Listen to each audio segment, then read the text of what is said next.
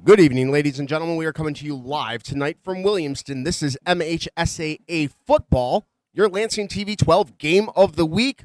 Mason Bulldogs against the Williamston Hornets. I'm Glenn Dudasek. We will turn it over to Tom Lewandowski and Colton Wesley here in just a matter of moments, but we wanted to bring you in, let you guys catch the band and watch the flag-raising ceremony. Welcome, one and all.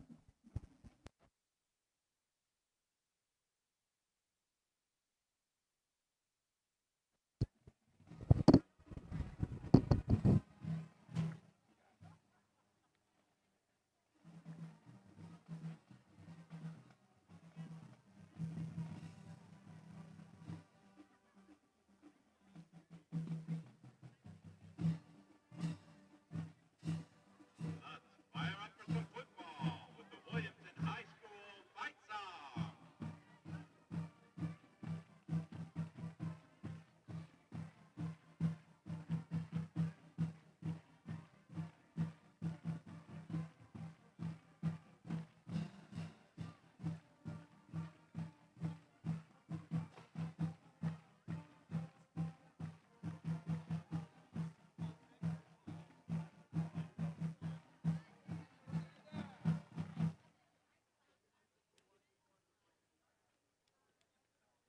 And now, please give a big round of applause to welcome our 8th grade band members as they join the high school band on the field.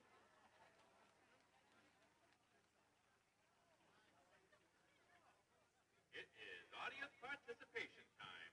We want to hear everyone join in as our combined 8th through 12th grade bands perform the Hay song.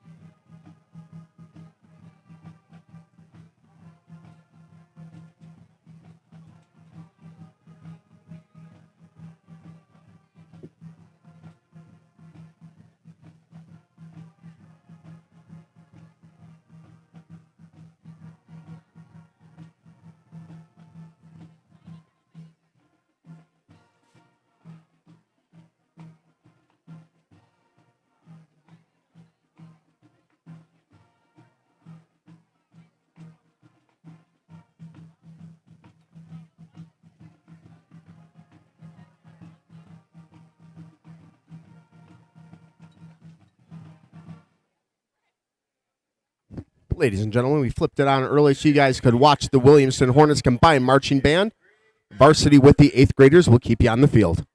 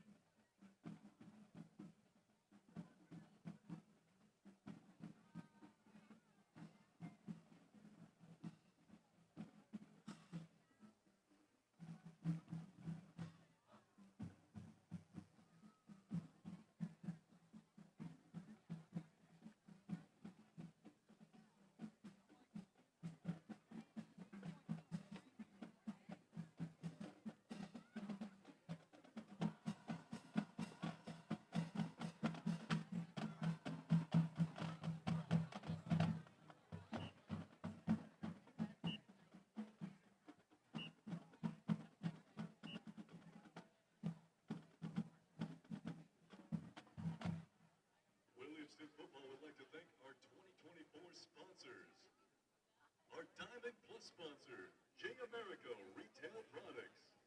Our diamond sponsors, Old Nation Brewing Company, Mr. R's Driving School, Cancun Mexican Grill, and Home Pro Roofing.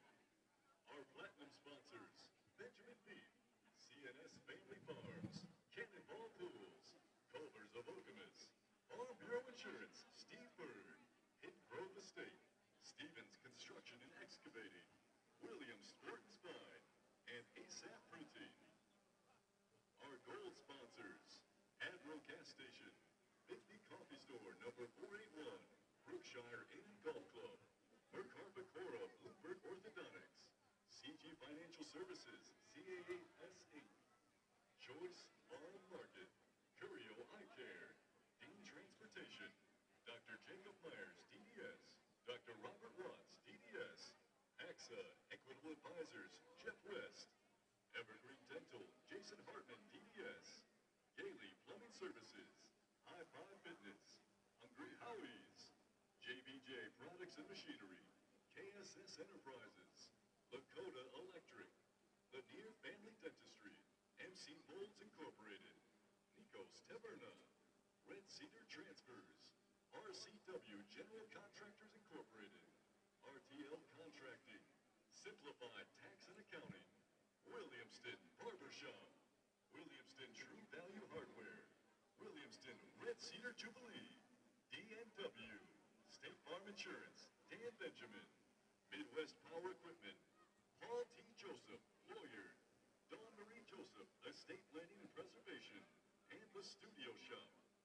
And finally, our silver sponsors, Edward Jones, Nicholas Horseman, and Carrie Thorburn, Dr. Beth Ann Faber, DDS, Okemos Family Chiropractic, Tavern 109, Williamston Animal Clinic, and Gary McCutcheon and family.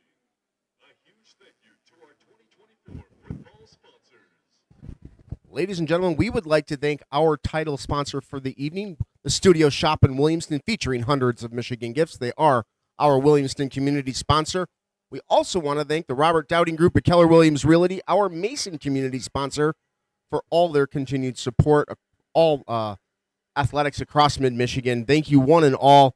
Again, we'll turn you over to Tom and Colton here in just a couple of moments. I'm Glenn, and this is MHSAA Football live on Friday night.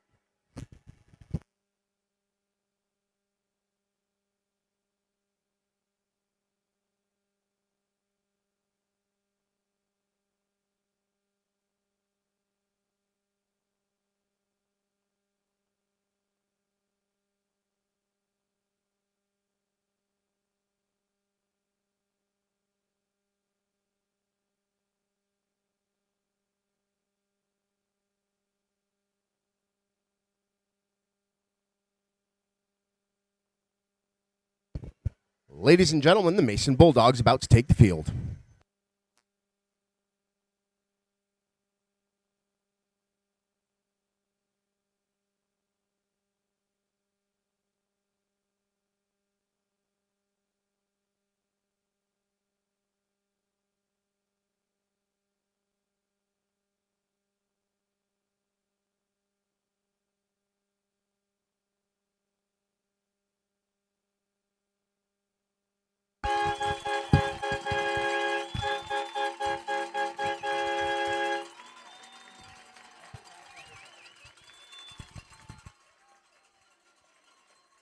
So what's going to be interesting is there is a fake train horn, and we in Williamston are right next to the train tracks, and the conductors always get pretty excited when they squeeze by on a Friday night. So you're going to hear it for fake, and then you're going to hear it and probably feel it for real.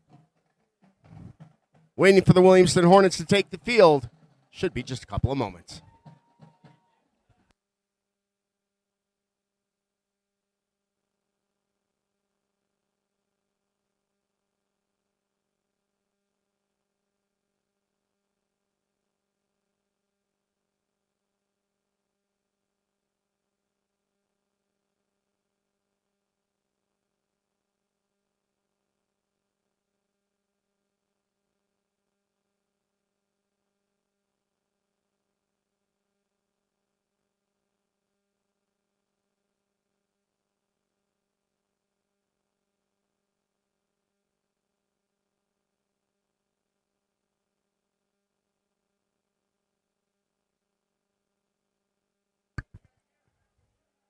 I spy in the tunnel the Williamston Hornets getting ready to come out on the field. We'll let you listen in.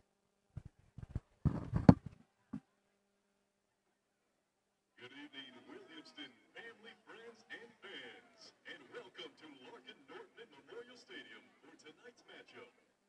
On behalf of the Williamston community, we'd like to thank today's game day sponsors, Mr. R's Driving School and Home Pro Roofing. Assistant coaches for the Mason Bulldogs are Chad Somerville, Barry Schumacher, Kurt Showers, Joe Merritt, Eric Stage, and Cale Richards. The head coach of the Mason Bulldogs is Gary Houghton.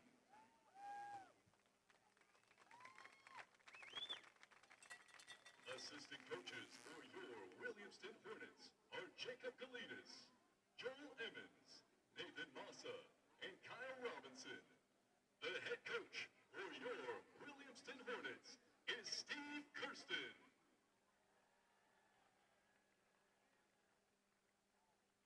And now, ladies and gentlemen, here come the Hornets.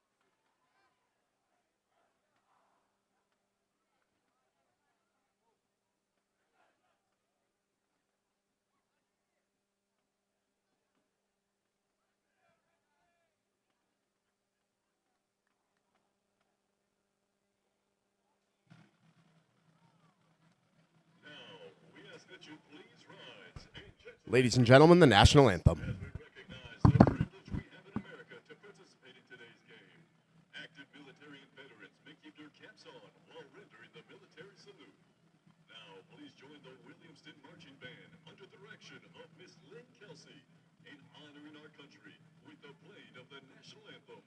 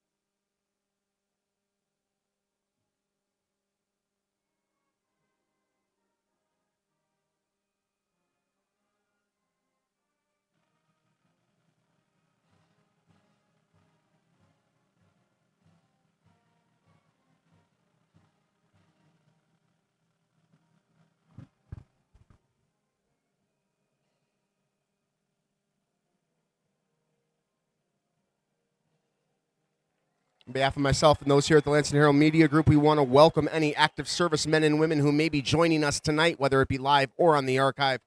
Welcome home. To the veterans who are out there, we know not what you've given for us, but we do thank you for your sacrifice. And to the families who support them both, we do know what that means, and we stand proudly with you. All right, ladies and gentlemen, it's Friday Night Football. It's coming up in just a couple of moments.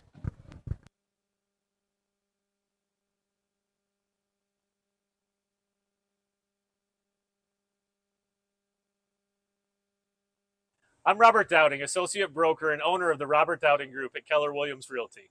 Originally from Eaton Rapids, my family and I now call Mason our home. On your next real estate transaction, put our over 30 years of experience and market knowledge to work for you. Call myself or Danielle French at the Robert Dowding Group today. We are your Mason hometown realtors.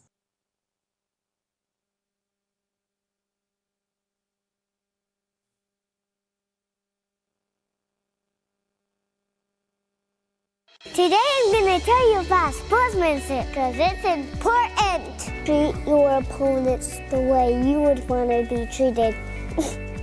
My mom says that. Listen to the referees. It's their job. Be nice to their team and our team. Cheer them on. Always play fair. It's the right thing to do. It's sportsmanship. It's not that hard.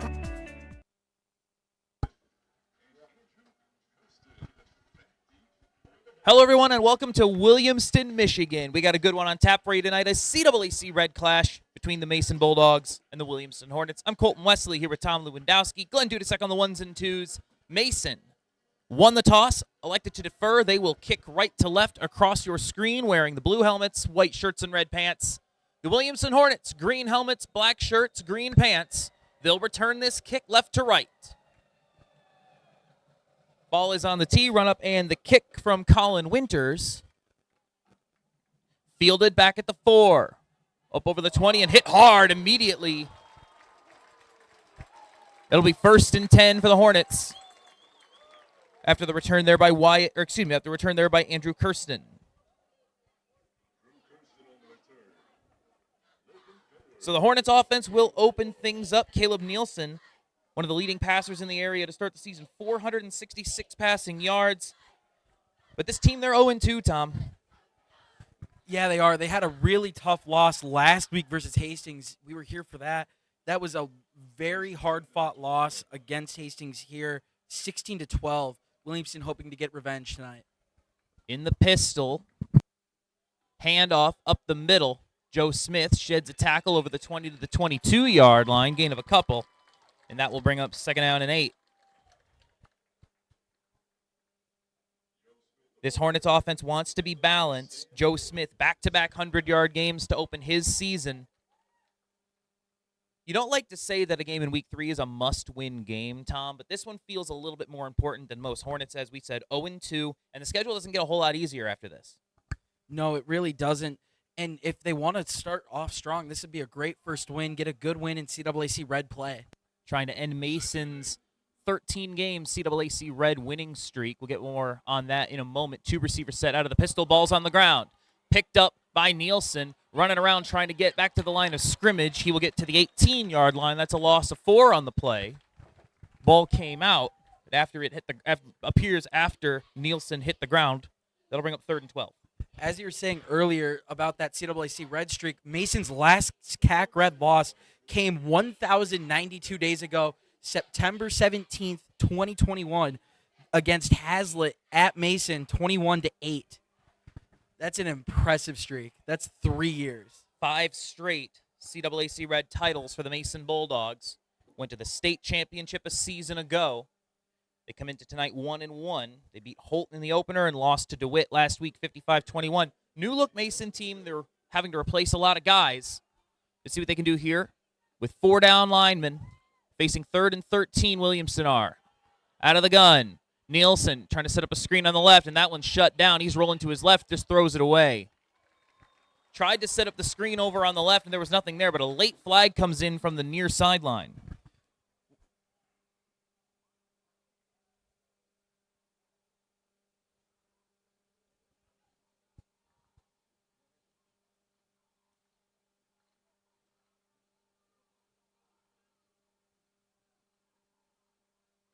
Sounds like the call is ineligible man downfield. That penalty is declined. It'll bring up 4th down and a big stop for Mason on their first defensive drive of the game. Yeah, that's a really good job from the Mason defense. Strong as always. And what we were talking about earlier, their last CAAC loss was 1,092 days ago.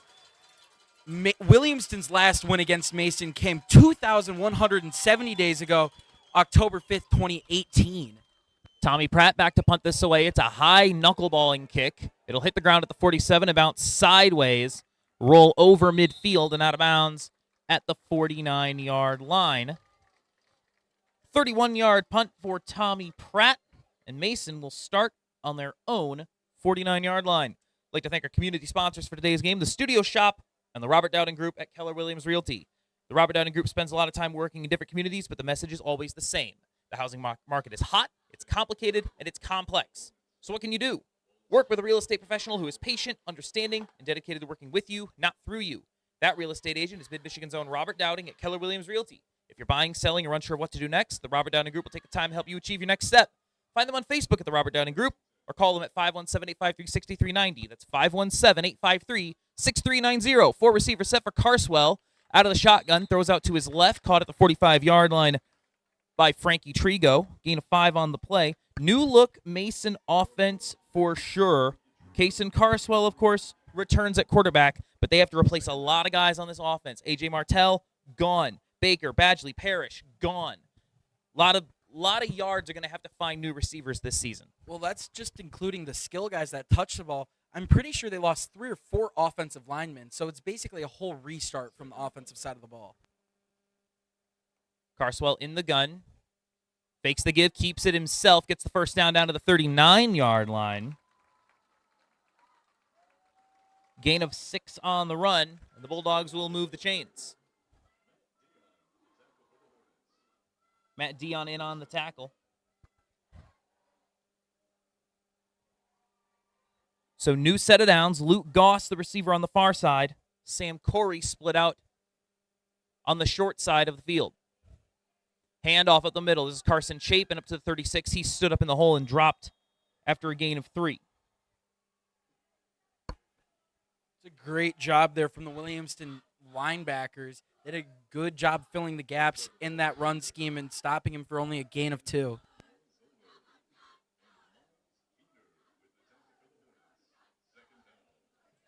Second and 8 coming up.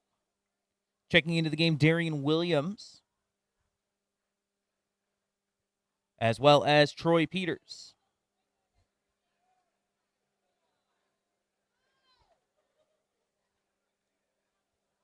Williams and Corey split out to the right.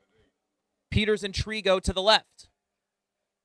Carswell gives orders to his offensive line. 8:20 to go. First quarter, no score. Second and 8. Sends a man in motion. Fakes it to the give. Up the middle, up over the 30-yard line, down to the 27-yard line. That's a gain of 10 and a first down for Carswell. How much of that is Carswell reading the defense and keeping it himself? How much of that is designed, Tom? In this case, probably most of that's a read play for Carswell. He's such a talented guy. This is why we've seen him in, recent years, especially after last year's performance. This year, was considered one of the Mr. Football candidates for the state of Michigan. He's expected to be a dominant guy. And with that comes a good football IQ, and you can see that by reading that, making the correct call, and getting an easy first down. He'll spend his weekends in Western Illinois come next fall. High snap, gets it down, hand to Chapin. He goes nowhere. Maybe a yard. Second down and 9. Starting offensive line for the Mason Bulldogs tonight, Jared Klein, Isaac Braxton, Zeb James, Joe Price, and Rory Wendt. And as you said, a lot of new guys on that offensive line. And we're seeing a lot of changes for the Bulldogs. They have a very deep wide receiver group. They always do. Wyatt Ball and Talon Gardner entering the fray now. Mason going to try to keep their receivers fresh. They're going to send them down the field on deep routes all day.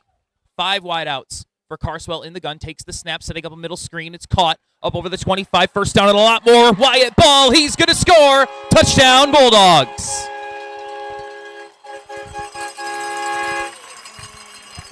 "26 yards, and the Bulldogs take a 6-0 lead. Easy play there for the Bulldogs. Williamston sold out on the pass. They didn't see that the whole offensive line let the first level go. One of the receivers stuck behind him for an easy pitch and catch for that long touchdown pass. Extra point coming up for Colin Winters.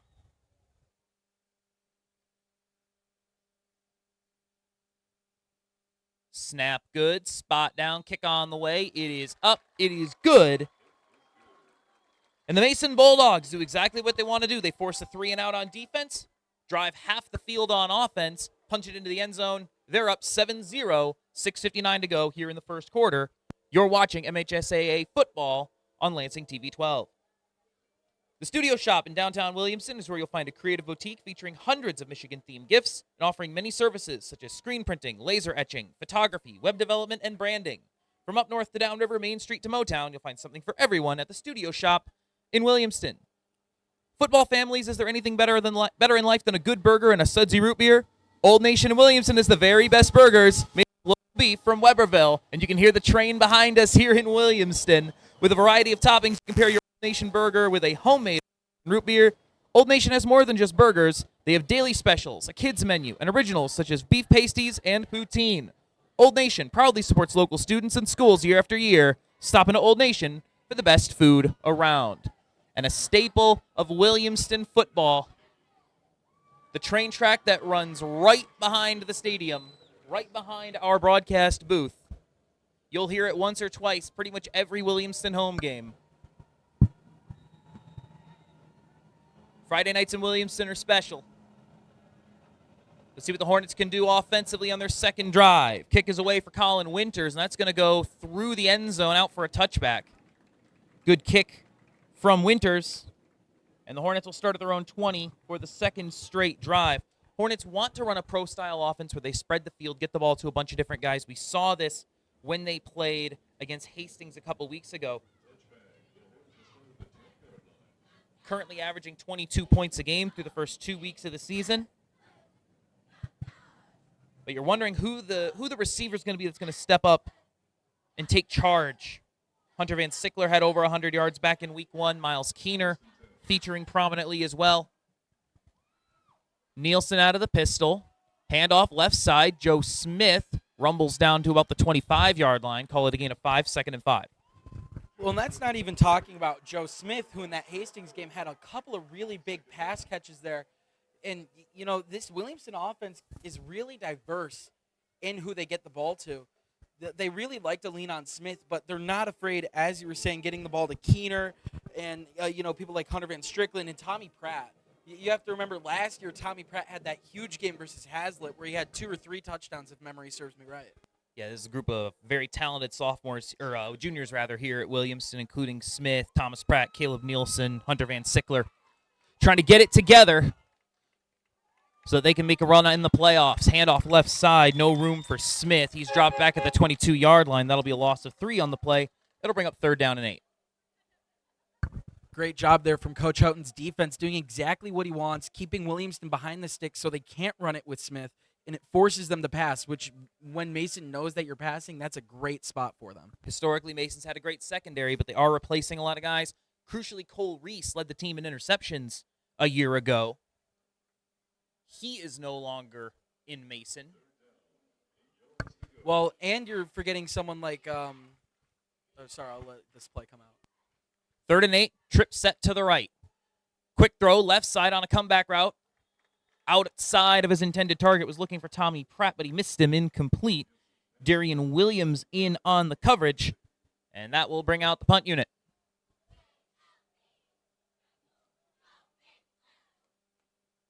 Hornets will be disappointed in that offensive output. Trying to snap a 13-game CAAC Red winning streak for the Bulldogs. Going back to what we were saying, Tyler Baker last year was a senior. He has the career interception record for Mason, so they are really redoing their secondary. Snap. Kick is away. It's a low-driven kick. Takes a good hop for Williamston inside the 40 and all the way down to about the 36-yard line. 42-yard punt for Tommy Pratt. And the Bulldogs will take over at their own 36, leading 7-0.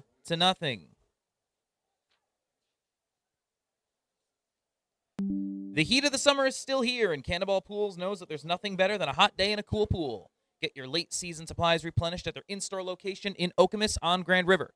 If you're thinking about closing down your pool, it's not too late to get the right help from the experts. Affordable, helpful, and friendly. Call Cannonball Pools 517-256-4374 to work with the people who can help you get what you need. Learn more about their full support services by stopping in at their store or find them on Facebook by searching for Cannonball Pools.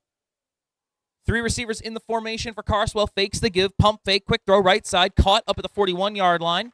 Brought down there is Talon Gardner.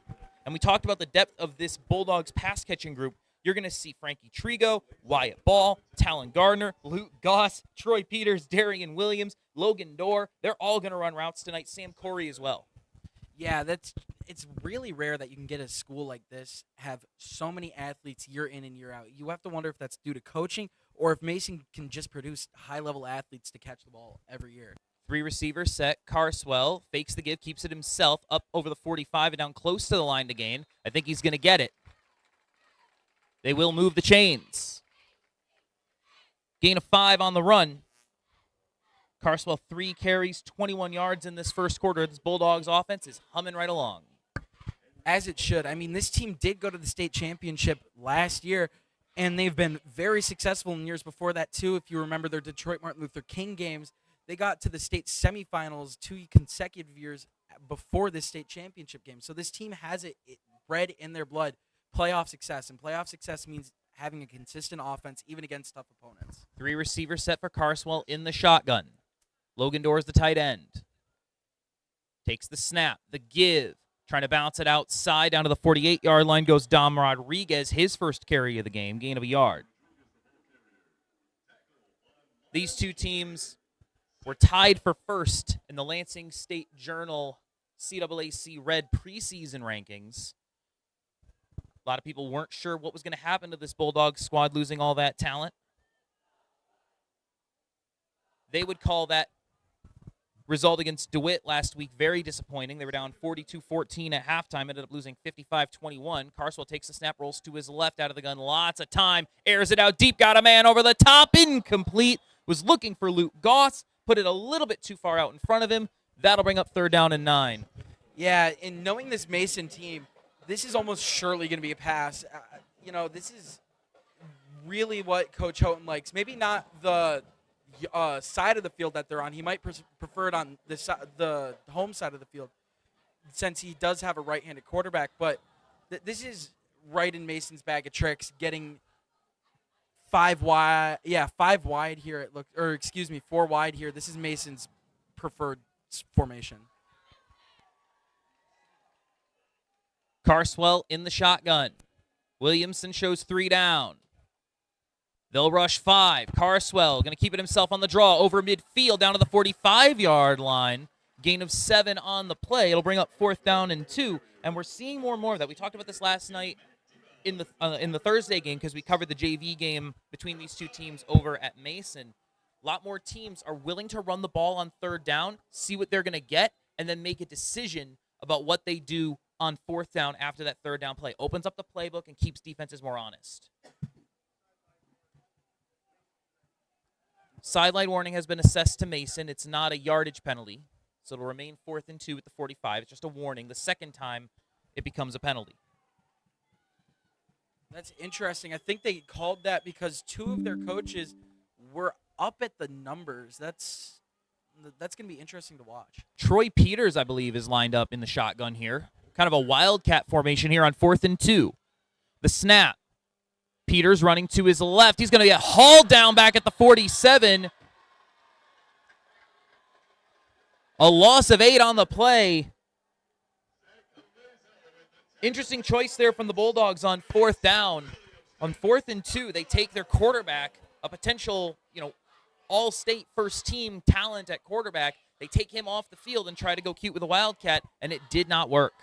You are right, and that is a heck of a play from Zach Kuleza from his outside linebacker position. He worked up past that first line of blockers, got in there, made a huge play, forcing the best field position Williamston's had all night, even with their offensive drives concluded. This is the farthest they've been downfield so far.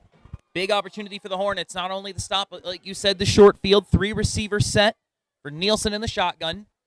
Handoff, they're going to swing it back around in the end around Tommy Pratt. Has a block in front of him, lowers the shoulder out at the 39-yard line. Gain of 8 on the play. Nice little wrinkle there for the Hornets offense. You know who that block out in front of him was? Nielsen. Oh, I love it when a quarterback gets designed into the play to be a lead blocker. That's so old school, but I love when you see it. It really shows that these athletes in high school are multi-purpose athletes. These aren't like the dedicated athletes that you get to see in college. These guys have to do multiple levels of the game and are honestly better at some aspects of the game than some guys that we'll see in college because they don't practice it. Second down and 2, under 3 minutes to go in this first quarter. Bulldogs lead 7-0. Hornets starting to put something together here. 3 receiver set once more. Man in motion is Peter Jones, the tight end. Nielsen out of the pistol, hands it off up the middle. Smith tries to bounce outside, finds a cutback lane over the 35 to the 34-yard line. That's a gain of 5 and a first down for Williamston. Williamston keeping this game very close to the vest. They've only attempted 2 passes. I mean, but that was expected here. I think they really want to rely on Joe Smith early. We saw that versus Hastings last week. They really gave Joe Smith a bunch of the ball in the first and second quarters. And then in the third and fourth, they changed. It felt like they changed their offense completely and went to a more pass-heavy offense. They worked in some running back screens to Smith, but the offense really changes in the third and fourth quarter for the Hornets. 4 carries for 9 yards for Smith so far. 3 receivers set. Jones, the tight end, set to the left. Pistol formation, handoff. Smith being very patient, trying to find the hole, but that time nothing opened up. He'll get maybe 2 yards. It's great patience there from Smith. It's a high-level athlete there to be so confident that you can just sit there, wait for your gap, try to find anything. He's a good job that he got 2 yards out of there when he could have gotten nothing. That was a good job for Smith to find a little wrinkle in the gap. Under 2 to go first quarter. 7-0 Mason. 2nd and 8 ball on the 32-yard line for the Hornets as they try to tie this ball game or take the lead potentially. Williamson tends to go for 2.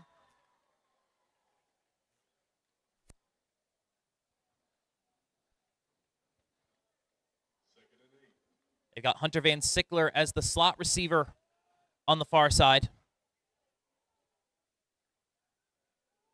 Van Sickler in motion. Nielsen takes the snap, fakes the give, rolls left, throws it underneath, got a man. It's Jones up over the 25, rumbles down to the 20, and sheds his man to the 17-yard line. That's a gain of 15 and a first down. Peter Jones is one of those. He's probably one of the best athletes on this Williamston team. They ask him to do a lot. He's a primary pass rusher. He's a blocker, but also can be a check down receiving option. Does a lot for this Williamston squad. Yeah, and when he gets the ball in his hands, he makes plays. He's very similar to Mason's Logan Dorr, actually, in that way, where they're asked, Logan Dorr in his case being a linebacker, but they're asked to do very similar roles. They're going to say he stepped out of bounds on that far sideline at the 21-yard line. Called a gain of 11, first down out of the pistol. Handoff, left side, Smith trying to find the corner, and he does, down inside the 10, and he stepped out of bounds. Let's see where they spot him. Looks like they're going to spot him at about the 14-yard line. Gain of 7 on the play. Smith found the corner, but there wasn't a lot of room over there. Williamston's going to try to run to that short side of the field, if only to keep the defense honest. A lot of teams, they try to run to the wide side of the field where there's more room. Williamston, they're going to show you both looks, try to keep you honest, and they're going to hurry this up quickly and get a snap off, but there's a whistle. It's going to be false start.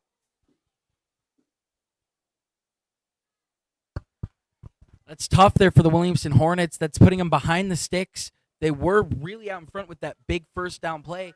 This will put them back farther than they really wanted to deal with. 5-yard penalty to back them up to the 19-yard line. It'll be 2nd down and 8. Williamston, they saw something in Mason's defense. They tried to get up to the line as quickly as possible to get another snap off, and it backfired because somebody moved early. 1:11 to go first quarter. Got a good one here. 7-0 Mason. Williamston trying to punch this one in. 3 receiver set. Nielsen in that base pistol set once more. Gives Smith. Cuts it up. Nice little cutback to get down to the 17-yard line, but not a lot of room. And that'll bring up 3rd down at about 6. Yeah, that's really unlucky because of that false start. That turned what was going to be a really good play. From what we saw of that first original 2nd down play before the false start, it looked like it was going to be a big hitter, if not a touchdown. There was a huge gap, and that was nearly the same play that they ran on the actual 2nd down, and it just really wasn't there. 3rd down and 6 for the Hornets. 3 receiver set for Nielsen in the pistol. Now he's going to send Joe Smith out into the slot on the right side. Empty backfield. Nielsen takes a step. Heavy pressure immediately. Throws down the middle. Wants the end zone. Got him. Touchdown, Tommy Pratt. 17 yards and a score. Mason brought the heat. Nielsen saw single coverage on the outside. Tommy Pratt runs a simple post route, beats his man in single coverage, and he's in for the touchdown. Yeah, easy play there for Pratt. He knows that he is one of the largest bodies on this field, especially at his position group, That is going to be there a lot of the night for the Hornets. They will send Adam Goudreau out to kick this extra point.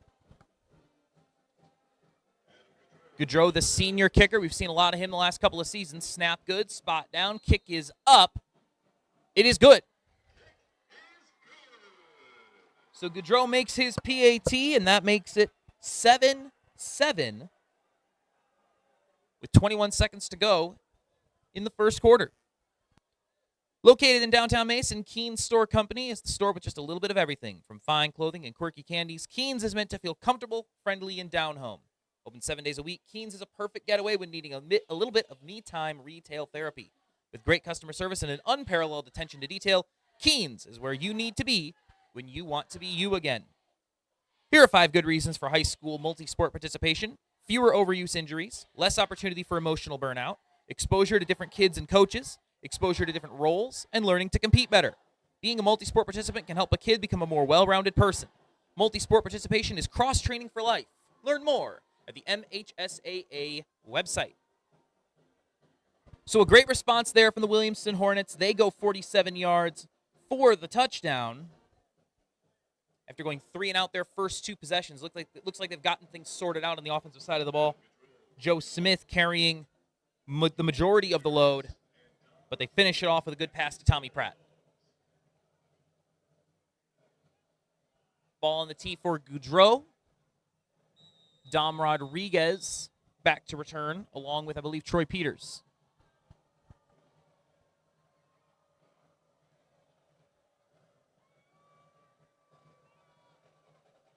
Run up and the kick. Goudreau puts his foot into it. It'll be fielded by Rodriguez at his own 8-yard line. They're going to fake the end around. That worked really well for them last season. Up the middle, up over the 15. Finds a lane over the 25. He's still running. Rodriguez, 35, 40. Blockers in front of him midfield. Cuts it back across to the 40. Still going. Inside the 30. Still going. And he's going to go down to the goal line. He's very close. They're going to spot him inside the 5. Dom Rodriguez. What a return. Yeah, Mason's been spectacular on their special teams unit over the last several years. This has been a dominant form and a dominant showing to end out this first quarter with 1 second left on the clock. That is a heck of a play there from Dom Rodriguez to return that ball, about 90 yards there, Colton. That's insane. Yeah, call that a 91-yard return. And that's not even including the horizontal action that he did, which would have been about 40 yards more to that number. Yeah, we saw Cole Reese take one to the house last year in the playoffs when Mason desperately needed it. That special teams man, Gary Houghton, making sure that his team is good in all 3 phases. I formation, Carswell up under center. The give, left side, to the goal line. They're going to trip him up just short. Carson Chapin on the carry. And now they put the hands in the air. It's a touchdown.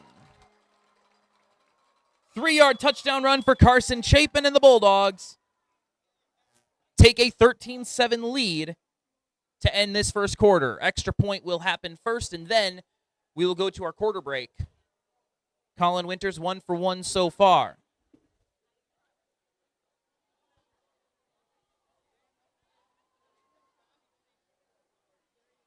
Snap is high. It's on the ground, picked up, going to try to throw it into the end zone. It's incomplete. That's a pretty good play there from Wyatt Ball, the holder. The snap came in a little high, tried to find Frankie Trigo, and he almost did. Almost turned that broken extra point into 2 points for Mason, but at the end, it's incomplete. 13-7 Bulldogs. Heck of a first quarter. We got a lot more coming. You're watching MHSAA football on Lansing TV 12. I'm Robert Dowding, associate broker and owner of the Robert Dowding Group at Keller Williams Realty. Originally from Eaton Rapids, my family and I now call Mason our home. On your next real estate transaction, put our over 30 years of experience and market knowledge to work for you. Call myself or Danielle French at the Robert Dowding Group today. We are your Mason hometown realtors.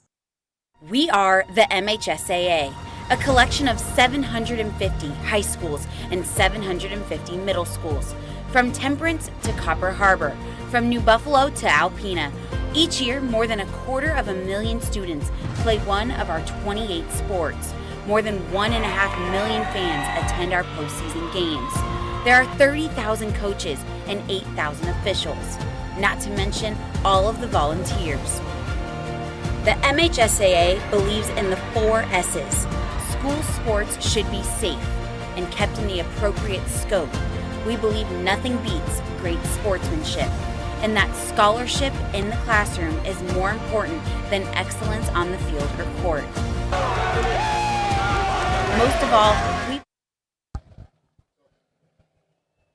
Colin Winters set to kick this off. Second quarter action between Mason and Williamston. Bulldogs up 13-7. A lot of big plays so far in this one. But we would expect nothing less between two of the most fun programs in the area. Not Steve Kirsten, Andrew Kirsten on the return. He's got a nice return of his own over the 35 to the 37-yard line. And that is where the Hornets will begin. 47-yard touchdown drive on their last possession. Starting offensive line for the Hornets tonight, Anthony Heinrichs, Bruce Benzler, Kenny Kilgren, Vinny Heinrichs, and Johnny Eifert.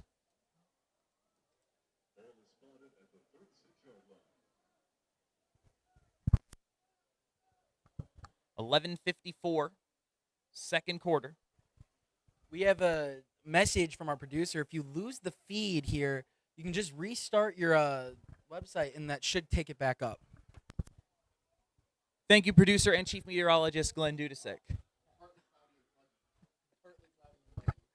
First and 10 at the 36. Quick throw left side, incomplete. Van Sickler slipped when he was trying to stick his foot in the ground on that 8-yard hitch route. That'll happen a lot here on this field. As we were saying last week, this is one of the older fields in the area, and you can tell. It's only week 3, and this field gets really torn up really quickly. It's really hard to do a lot of quick cuts, and you're going to see that a lot. A lot of tripping and a lot of falling down players, not on purpose, but just due to field conditions.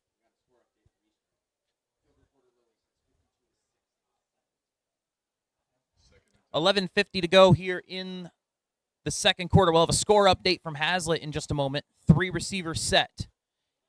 Handoff up the middle. Smith finds a little lane up to the 41-yard line. Not a ton of room there, but he made it work. We have a score update from Hazlitt. Hazlitt leads Eastern 52-6 in the second quarter. Hazlitt trying to bounce back from a rough start of their own. These CAAC Red teams, they schedule these really good teams at the start of the season. It's playoff points. Exactly, and that's been given all 3 of them difficulty here in the first couple weeks of the season. But as we settle into CAAC play, I expect to see all 3 of these teams start to get more wins. But St. John's, keep an eye on them. They're 2-0 to start the season. They are, and Lansing Eastern's no slouch themselves, according to their record, but it's not looking so good over there from what we're hearing from field reporter Lily Dudasek. Out of the pistol, Caleb Nielsen. 3 receivers, takes the snap, drop back throw over the right side, incomplete, in and out of the hands of Tommy Pratt. Got a hand on that one, couldn't haul it in.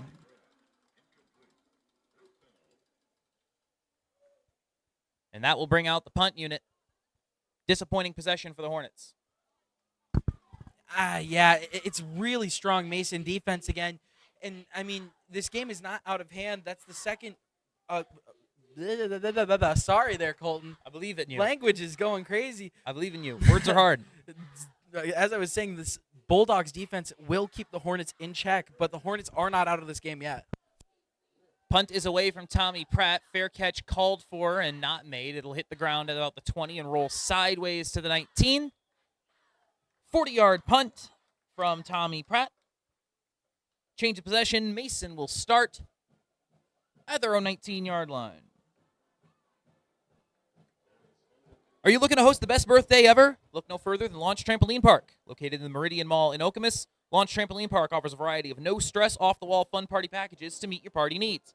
All packages include jump time, private rooms, food and drink, party utensils, and your very own private party host. Have that party that will keep people talking and create that lasting memory of a lifetime for your child. Book online with their easy-to-use online reservation system at launchlansing.com or call 517-381-7812. Launch Trampoline Park, where they provide the food, the fun, and handle all the cleanup, while you get all the credit for hosting the best birthday ever.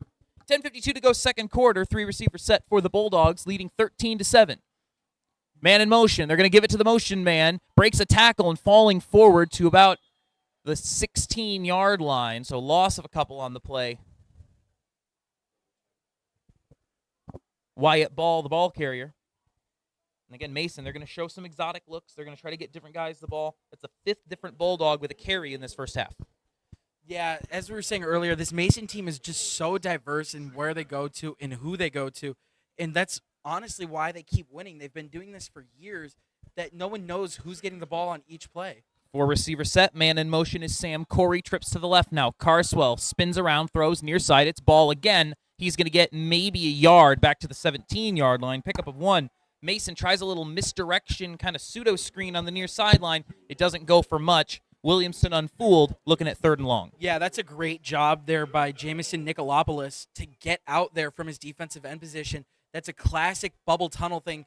And he's listed as D-line, but it's more of an outside linebacker role here that Nicolopoulos plays. But that's classic bubble tunnel there with him and Tommy Pratt. Tommy Pratt took on the main blocker, and that allowed Jamison Nicolopoulos to come across and get that tackle for an easy 1-yard gain and stop them in their tracks. 9.5 to go, second quarter. Williamston showing 3 down. They're going to rush 5. Lots of space through the gaps there. Throwing through the screen up over the 35-yard line. That is where Caleb Vaughn will be taken down. It's a gain of 17 on the play. They set up a little middle screen. The pressure came, but that's exactly what the Bulldogs wanted. Yeah, and if you remember last year in the state championship game, since A.J. Martell got hurt in that first half, Caleb Vaughn took a lot of that load in that state championship game to take off some of the brunt that this Mason offense lost with the injury to Martell. 1st and 10 at the 32-yard line. That's where they will spot Vaughn. I formation behind Carswell. Takes the snap, give left side. Not much there for Rodriguez. He'll get up to about the 34-yard line, 2nd and 8.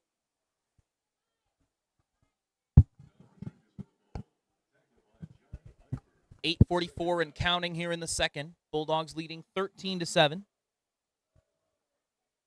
Bulldogs opened the game by kicking off. So they'll want to build a 2-possession lead going into the break to give them that cushion.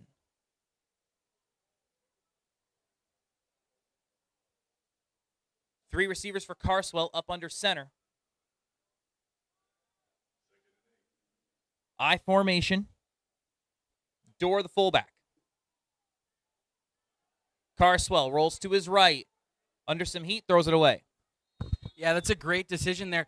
Carswell having some choice words for some of his teammates there. That's not good to see your the commander of your team, or at least who you want to be your field general, getting mad at people. But, that can be inspiring in some cases. Mason's really got to figure out that pass game. This is second drive in a row where Williamston's done a really good job at containing Mason when they're trying to go deep with the ball. Rory Wendt just went off the field. Landon Truax in at right tackle for the Bulldogs here on 3rd and 8. 5 receiver, empty set. Shotgun for Carswell. Trip set to the left. Williamston showing a rush. They'll bring 5. Carswell under immediate pressure, steps up in the pocket, tries to lower the shoulder, and he's going to be brought down at the 38-yard line. Good work there by by Jack Hart leading the charge. Gain of 4. That was a great defensive scheme there from Steve Kirsten.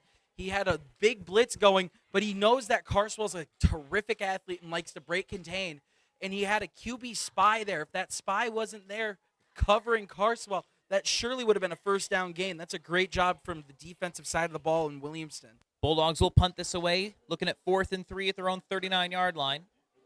7:30 in the second quarter.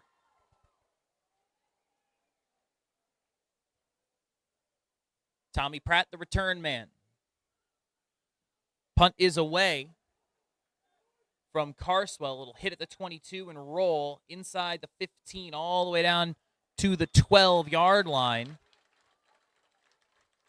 49-yard punt by Carswell, no return.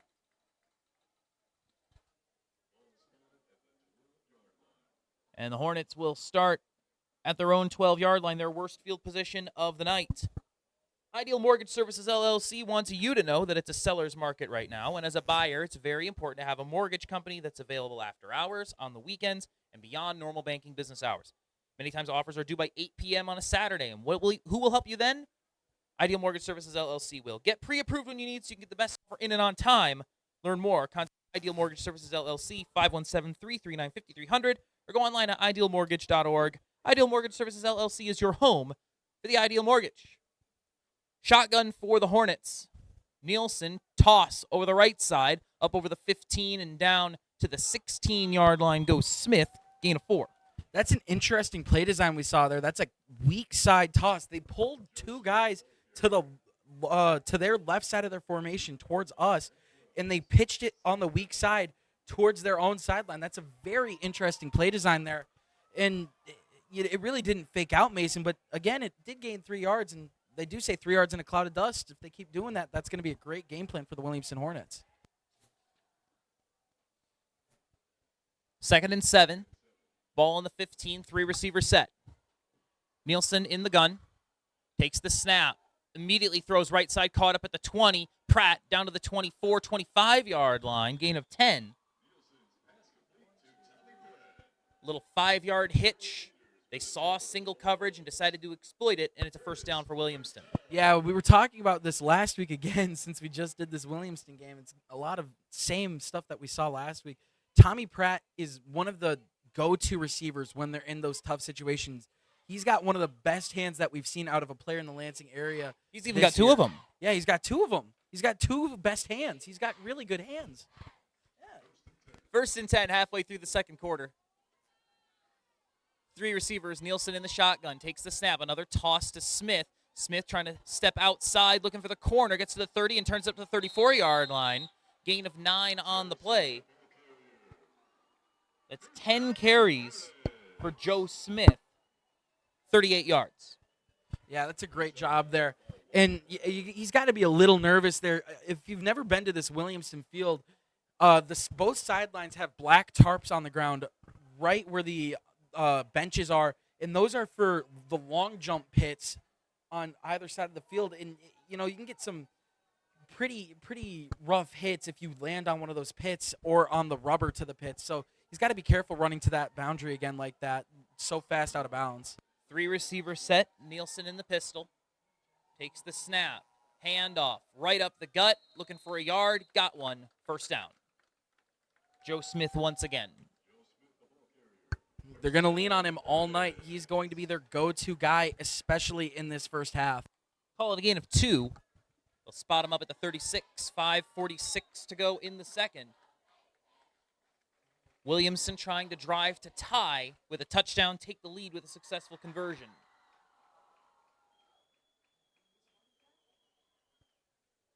Hornets being patient. They're in no hurry here. 5.5 minutes and all 3 timeouts. Nielsen in the pistol once again, 3 receivers. Play action, throws right side high, but brought in down to the 44-yard line, down to the 45 by Andrew Kirsten. Gain of 9 on the play. Troy Peters in on the tackle. Look for a second like Kirsten might have lost the handle, but he holds on, 2nd and 1. Yeah, and what you were saying earlier, Williamston's really going to try to chew this clock out. They're saying burn, baby, burn to the time. They don't want Mason to get this ball back in this second quarter. Under 5 and counting. 2nd down and 1, and the playbook's wide open for the Hornets here. Last time they just handed it off to Joe Smith and said, go get us the yard.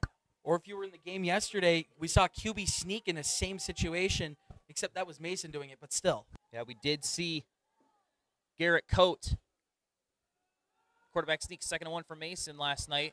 4 receiver set rolling to his left. Nielsen under heavy pressure. Going to get hit as he throws. Incomplete. Good pressure there. Zach Wells getting into the backfield. Incomplete pass will bring up 3rd down and 1. And they did try to open it up a little bit in that short yardage situation. Tried to roll out Nielsen, look down the field, but the rush got there. Yeah, Nielsen took a tough hit on that last play. To be honest, you could hear those Williamston fans really disgruntled. They wanted some sort of flag there, whether that be roughing the passer, face mask, or a horse collar tackle. They wanted something there. Shotgun, Smith standing next to Nielsen. They just need a yard. And now he'll step behind him in a pistol set. The give Smith going to get hit in the backfield. He's going to get real close to the line to gain. I think they're going to give it to him. And they will. Gain of 1. That's all he needed. But that also, having Joe Smith, who consistently moves the ball forward, keeps his legs driving, having that kind of player in your backfield allows you to open things up in short yardage situations because you know on 3rd and 1 you're going to get that first down. Well, yeah, and it's rare that you get players like this year in and year out. If you remember the last 2 years, they had Noah Dunkel, and he was a very similar player. He would keep his legs churning, by those extra yards that you need for those first downs. 12 carries for Joe Smith. He's gotten 1 or more yards on 11 of them. 4 receivers. 3 to the left for Nielsen. Takes the snap. Rush comes. Goes deep over the top down the right side. It's incomplete. And the flag comes out. Darian Williams in coverage on Tommy Pratt. Never got his head around. And in high school, you've got to get your head around. Yeah, that's one of the easiest flags these refs will see all night. That was one-on-one coverage. Everyone is looking at it. Great call from the referee there to buy that pass interference call. To give that pass interference call against the Bulldogs. Yeah, Bulldogs fans will boo, but that is the call by the letter of the law. Got to have your head around, got to play the ball, can't play the receiver. You can get away with that more in the NFL, but not so much here at the high school level. And that's what happens sometimes when you get beat as a defensive back. Tommy Pratt had the beating of him down the sideline. Ball was a little bit underthrown. And on an underthrown ball, Tommy Pratt's trying to come back to the ball. Defender's in the way, gets his arms up, makes the contact. It's always going to be a flag. 3 receiver set, out of the pistol, handoff. Smith up over the right side, has a little lane down to the 35, falls to the 34-yard line, gain of 5 on the play. Man, you look at Joe Smith's running chart. 2, 5, -3, 5, 2, 7, 2, 5, 4, 9, 2, 1, 5. Those are his, that's not his phone number. Those are his rushing yards on each carry over the course of this first half. Not breaking anything big, but man, that 4 yards, 5 yards in a cloud of dust, that consistency has been crucial for this Hornets offense, especially on this drive. Yeah, you forgot to add his area code. That's why it's not his phone number. Out of the pistol, 3 receiver set. I can't with you. Nielsen takes the snap. Play action. Pressure comes, goes deep down the right side. It's incomplete. Good defense out there. I believe that is Wyatt Ball. Miles Keener, the intended target, his first target of the night. Threw it, tried to get it over the safety. Safety had inside leverage. A little kind of fade concept out of the seam, trying to get past the corner who's in the short zone, over the safety who's in the deep zone, and he almost got it there, but a good play by Wyatt Ball in pass coverage, getting back there, making the contact, swatting that ball down out of Keener's hands. That could have been a big gain. Yeah, it seems like this Mason defensive backcourt is still just as strong as they were last year. 3rd and 5 on the 34-yard line. Gotta imagine it's 4-down territory for Williamston. Under 3 minutes to play in the first half. 2 receivers, 1 tight end. The toss, Smith cuts it back under immediate pressure. Gonna go down back at the 40. Mason has seen that look one too many times. They got in there and made the stop that time, and now it might not be 4-down territory. They're going to call it a loss of 5. I mean, knowing Coach Kirsten, I could still see him going for it in this situation. This is a very doable thing for him. It's 4th and 10, I believe. Maybe 4th and 11 at the spot. Yeah, they're going to spot this ball back at the 40. Line to gain is the 29. See, he's sending out the offense. I'd be careful for Tommy Pratt here or Miles Keener. Watch that. Watch those 2 guys on the pass coverage here. Williamston watching this clock run. And timeout has been called by the Hornets. If you're Williamston, you probably don't love burning the timeout there. You probably, if you want to burn the timeout there, you let the clock roll as much as you can and then call it at 1 second. They did do that. You can see Coach Kirsten staring down. If you look, the back judge, the one closest towards the scoreboard in this case, will be standing in the middle of the field. He'll count with his arms up and down. That's how you can tell the play clock in college, in high school football. And he let that clock run down nearly as much time as he possibly could. That was a good job there. I think Williamston's still sending out their offense, though, for this play. Yeah, that is good for Williamston. It looked like they were a little discombobulated. It looked from up here like They the didn't have enough timeout was receivers. yeah, like the timeout was called because the personnel wasn't right. But you're right. If they were able to drain that play clock, that's exactly what they want to do there. 2:12 to go. They've got the offense on the field, 4 receivers in the pistol. Watch Tommy Pratt, the far single receiver outside. Tommy Pratt's usually their punter, so timeout called by the Bulldogs now as they get a look at Williamston's set. It's a gorgeous night for football here at Larkin Nortman Memorial Stadium. We're going to pass off to Glenn for just a moment. You're watching MHSAA football on Lansing TV 12. Hey, folks, we're getting ready for our halftime here presented by the Robert Dowding Group at Keller Williams Realty. You are watching MHSAA football here, Williamston versus Mason. It looks like when we had a pregame here, they talked about there being an 8th grade band in with the main band. We will try to get you as much of that as we can at the half. We're at a little bit of a disadvantage because they're going to have our backs to us just from the side of the stadium that we're on, but we're going to give you as much of that as we can, but we do have to swing it over to the MHSAA for our halftime show, but you should get a couple of minutes. We'll see what we can do with it. Thanks, folks. Back to you guys. So let's reset the situation. 13-7 Bulldogs in front. Hornets with the football facing 4th and 11 at the Mason 40 with 2:12 to go in this first half.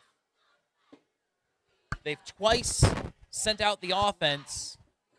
Make that thrice. And they will send out the offense once again. 4 receivers for Nielsen in the pistol. Mason has 3 down linemen.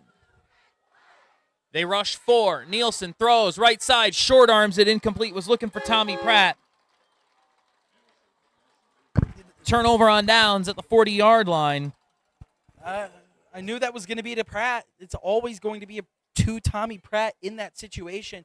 He is he is Williamston's best downfield target for those 4th and long situations. You'll see that rest of the night here. In those situations, Tommy Pratt will be Williamston's go-to guy. They've targeted him 5 times tonight, 2 completions for 27 yards and a score. Now Mason, with 2:08 and 2 timeouts, they will have an opportunity starting at their own 40-yard line, and we know they have an explosive offense. Williamston did receive to open the game. Quick screen right side, caught by Ball. Cuts it inside over the 45. First down to the 48-yard line. Gain of 12 on the play. So opportunity here for the Bulldogs to take a 2-possession lead into the break and then get the ball to start the second half. Yeah, that'll be a really, really strong position there. They did miss that PAT last time due to a high snap, but even still, 27-7, if they can score on this drive and score on their half-opening drive, that'll be a really tough hole for the Hornets to come out of. Hornets going to try to hold. They got 4 down linemen in a nickel package. 4 receivers set for the Bulldogs. 4-man rush. Thrown right side, caught by Corey and run out of bounds at the 41-yard line. That's a gain of 8 on the play. It'll stop the clock for the Bulldogs as well. They do have a kicker they trust in Colin Winters as well, so if they don't punch this into the end zone, they'll be willing to try the field goal. Yeah, but you have to remember last year, if they had any deep field goals, they went to Tyler Baker, who, again, played defensive back. He wasn't their PAT kicker or kickoff specialist, but if they had a deep field goal, they trusted Baker's leg more than Winters. So that might have something to play into it with his range. 2nd and 2, ball in the 41. 4 receivers, 2 on either side of the formation. Carswell in the shotgun. Takes the snap, fakes the give. Stepping up in the pocket, directing traffic, going to take off with it and try to get out of bounds with the first down, and I believe he will. Gain of a couple, enough to move the sticks. Carswell, he's directing his receivers down the field, trying to find a way to get somebody open, but he also knows where that first down marker is, and he says, you know what, if I can just get the 2 yards, I'm going to go do that. Yeah, that's a great heads-up play there. He found the gap in the offensive line, stepped up, took it, and got a good 3-yard rush on a 2-yard needed situation. It's a really good play from him. 1:24 in the second quarter. Bulldogs up 6, trying to go up by more. They still got 2 timeouts. 1st and 10 at the 39. Carswell Under pressure, steps up in the pocket, looking downfield, got a man over the middle. It's Corey on the crosser inside the 20. He sheds the tackle inside the 10 and out of bounds at the 7-yard line. 32 yards on the pitch and catch. Sam Corey in single coverage on that short crossing route. Too small, man. Sam Corey's a big guy. He's a hard guy to bring down, and he gets him 32 yards. I mean, as Williamston's JV players or someone in the crowd said yesterday, weight room. I don't know if weight room does anything for you there. Sam Corey's just a house. Well, I mean, I don't care who's trying to tackle him. That's a hard tackle. it's a very hard tackle. First and goal at the 7, 1:14 and counting. Excuse me, 1:14 clock is stopped. My mistake. 4 receiver set for Carswell in the shotgun.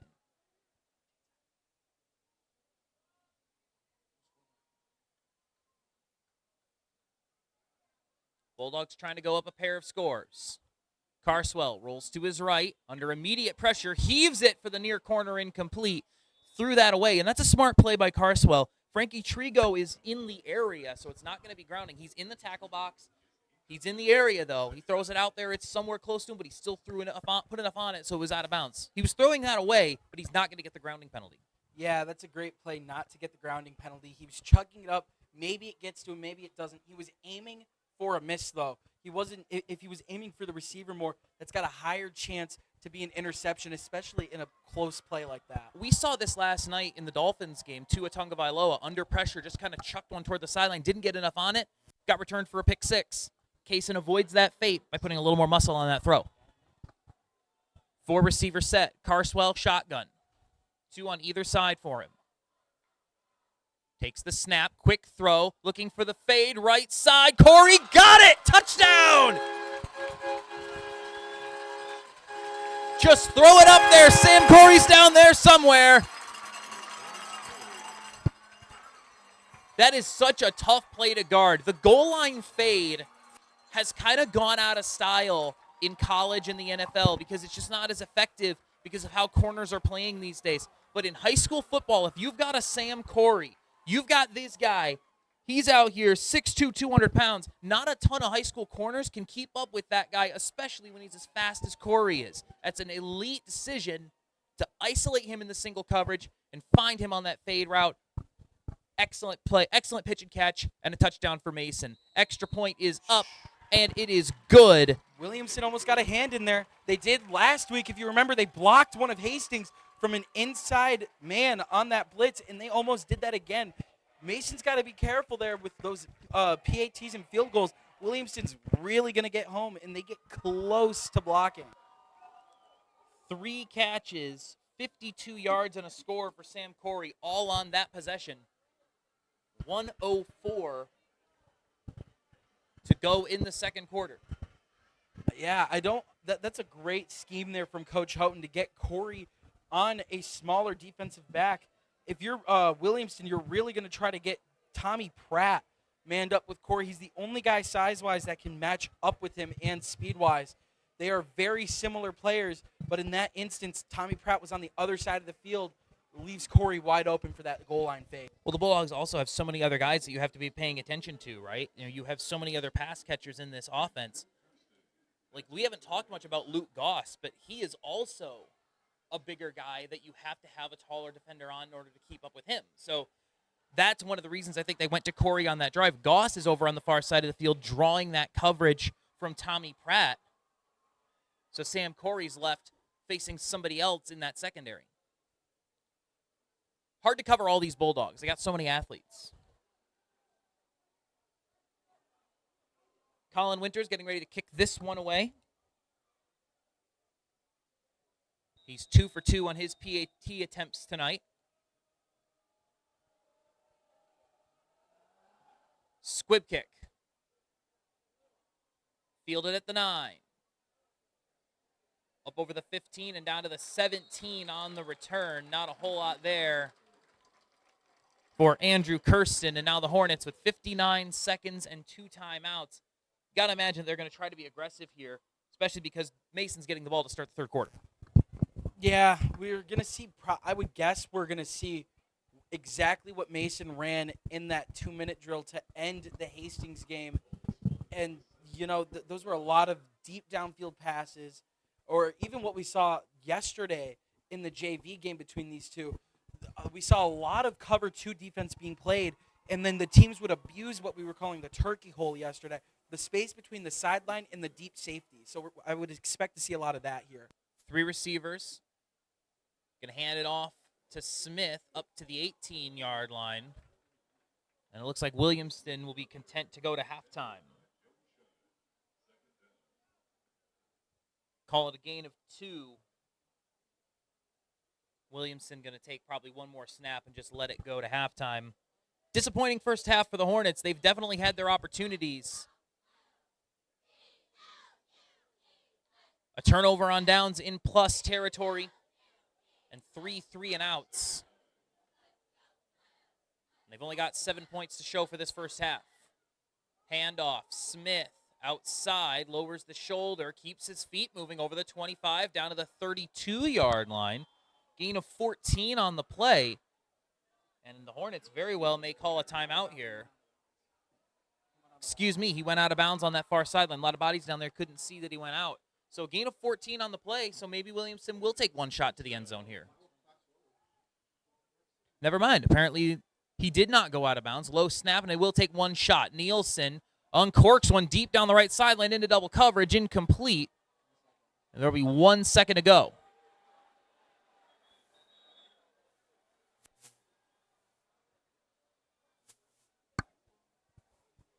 I think the refs are going to try to tell the clock operator, let's go. There's 1 second left on the clock.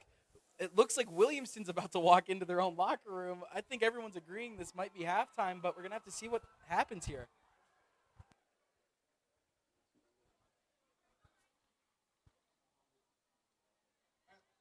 It'll be pass interference on Mason.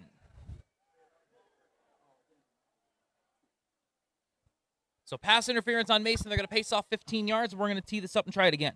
I guess it wouldn't even matter then. The Mason fans got really mad about the clock having 1 second on it, but it's a defensive penalty, which means that there's still one offensive penalty given, even if there is a dead clock situation. Yeah, there would be an untimed down, but obviously with 1 second left, that's null and void. They'll spot it up at the 47-yard line.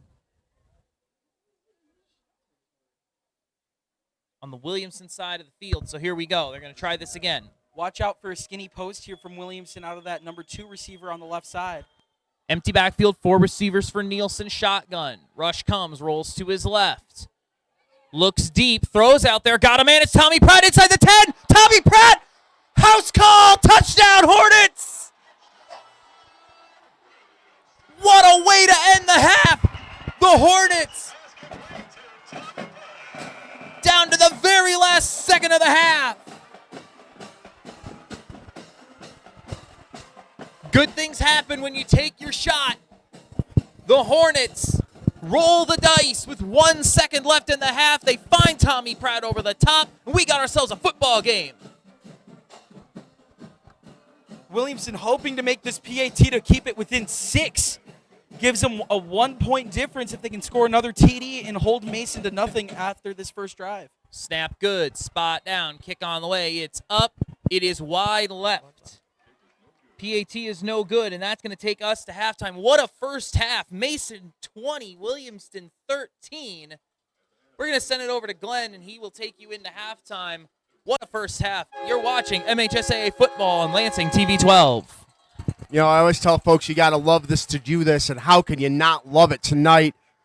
The stands are packed. This is CAC Red Rivalry Night. You are watching MHSAA football live on LansingTV12.com. We are Lansing Herald Media Group, family-owned and independent out of Hazlitt. We tend to keep things sunny side up, folks. So if you're not familiar with this, what that means is if something goes wrong, we'll tell you about it.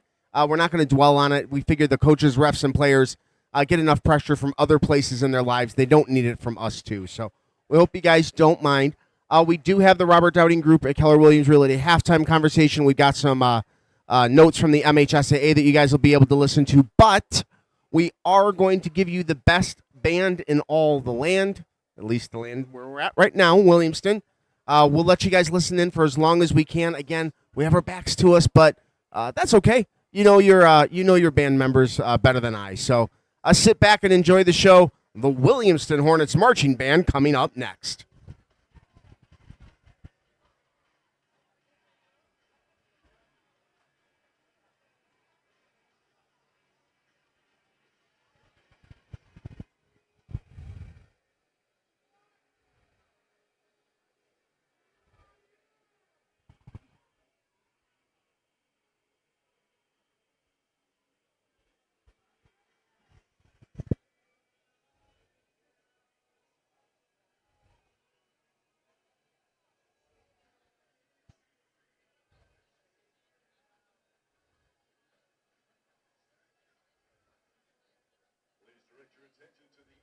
end zone for a special presentation. I'm sorry, we have a Williamston Police Department and the Williamston Community Schools recognize we have a special presentation going. for her service as a school crossing guard. We are honoring Terry Nelson as a school crossing guard. Terry ensured student safety at one of the busiest intersections in the community from Oh, I think we're over here. 2024. Rain or shine, Miss Terry could be counted on to safely escort students to and from school. Please join Williamston Chief of Police Jeff Rice and Williamston Schools Superintendent Adam Spina in thanking school crossing guard Terry Nelson for her outstanding, long-standing service to the children of our community.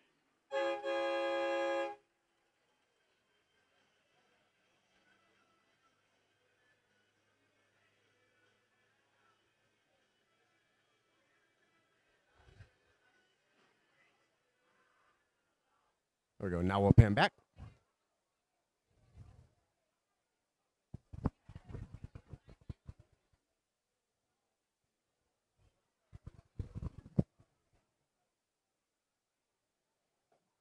Ladies and gentlemen, welcome to tonight's halftime performance by the Williamston High School Hornet Marching Band. Sponsored by the Spirit Shop and Inside Color Interior and Exterior Painting Services, we're proud to present our 2024 Magical Music Show. The WHS Band is led on the field by drum majors Elizabeth Giovanni and Natalie Lenkowski. We start our show with a magical mashup. Released in 1967, Magical Mystery Tour is the title track from the Beatles album by the same name. From there, we travel back to 1960 for this magic moment by Benny King and the Drifters. Here is our opener we call Magical Mystery Moment.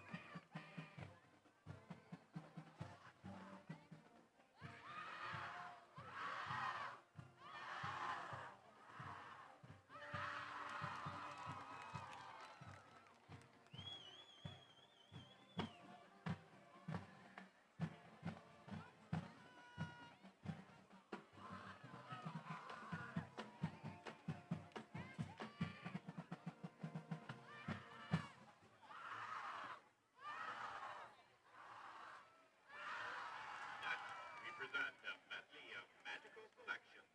Wizards, magical creatures, and sorcerers abound. See how many songs you can recognize. Here is our magical melody medley.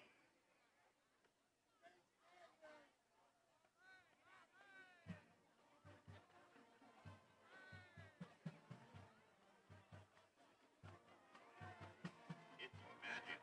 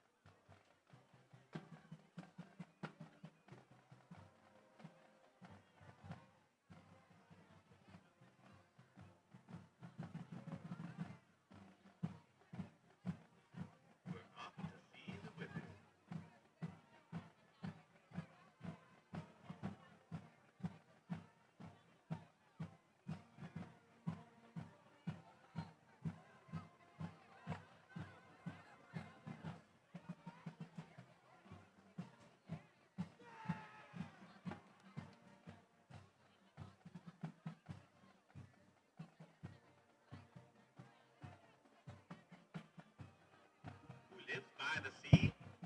Why is Puff the magic dragon?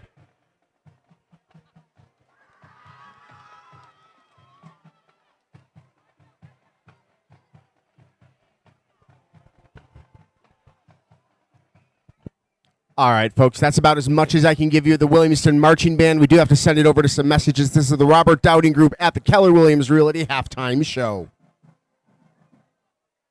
I'm Robert Dowding, associate broker and owner of the Robert Dowding Group at Keller Williams Realty. Originally from Eaton Rapids, my family and I now call Mason our home. On your next real estate transaction, put our over 30 years of experience and market knowledge to work for you. Call myself or Danielle French at the Robert Dowding Group today. We are your Mason hometown realtors.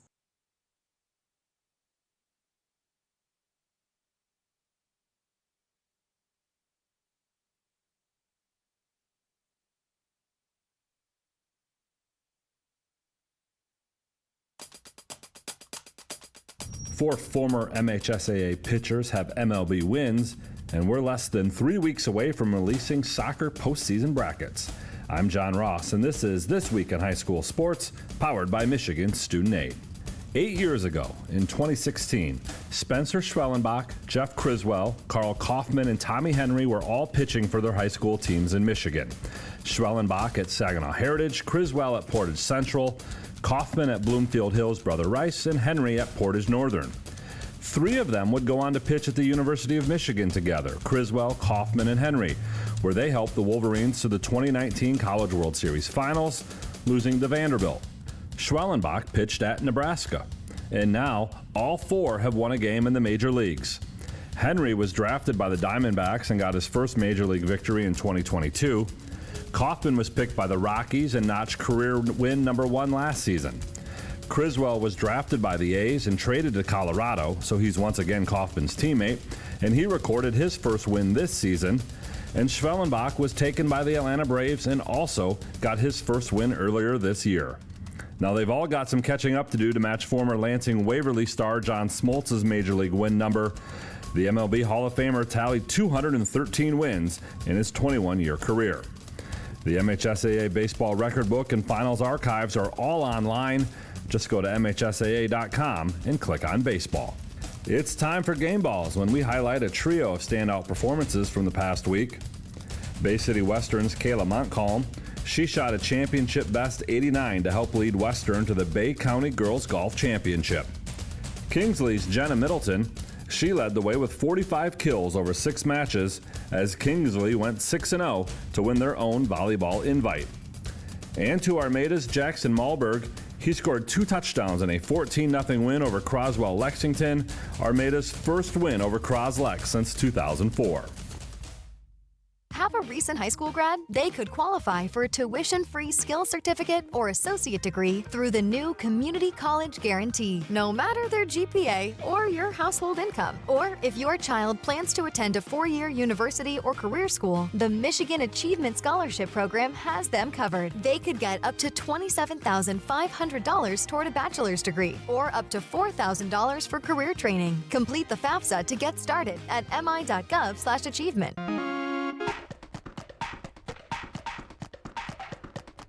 Our weekly Be the Referee feature takes a look at the fine art of officiating with registered official Paige Winnie. Today we're talking roster sizes and uniforms in cross country. In the regular season, a school can enter a maximum of 12 competitors, and the top 7 contribute to the school's score.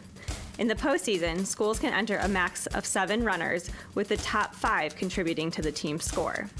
In the past, all members of a team had to wear identical uniforms, but that's no longer the case. Now, each runner must wear a uniform that clearly indicates their team through the use of their predominant school colors, school logo, or nickname. They don't have to be identical, but the school they are representing must be obvious, and it must be clear who your teammates are.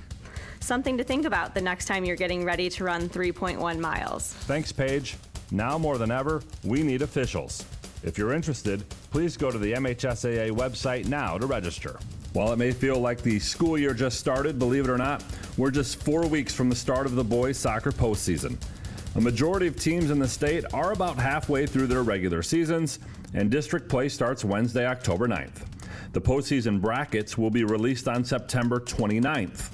District winners advance to regionals starting October 22nd, and the semifinals are on October 30th. The finals will once again be at Grand Ledge High School, with all 4 division championships taking place on Saturday, November 2nd. The Division 4 final will start things off that day at 10 a.m., followed by Division 3 at 12:30, Division 2 at 3:30, and Division 1 at 6 o'clock. And all 4 finals can be seen live on the NFHS network. Last year, Troy Athens, Grand Rapids Christian, Hudsonville Unity Christian, and Muskegon Western Michigan Christian were all crowned champions. Each team's Michigan Power Rating, which is used to determine the seeds in each district, can be found online. Just go to MHSAA.com, select soccer, and then MPR. Also on the soccer page, learn more about red cards, handballs, and the offside rule. You've been listening to This Week in High School Sports, powered by Michigan Student Aid, a production of the MHSAA Network. Thanks for joining us. I'm John Ross, and we'll be back next week.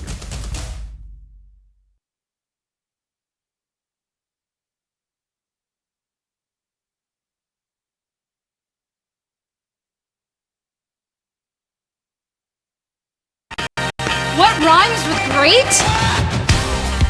Participate. Where does greatness start? Here, in the classroom. On the diamond. In the pool.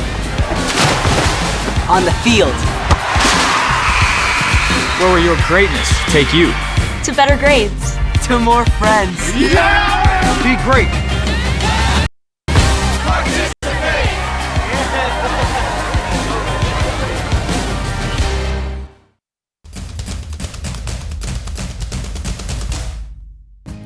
As the voice of Michigan student athletes, the Student Advisory Council's role is to convey the message of how high school sports are supposed to be played.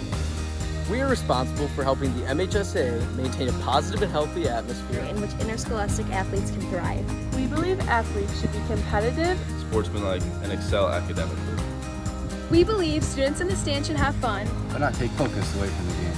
We believe coaches should act as teachers, helping student athletes develop while still keeping high school sports in perspective.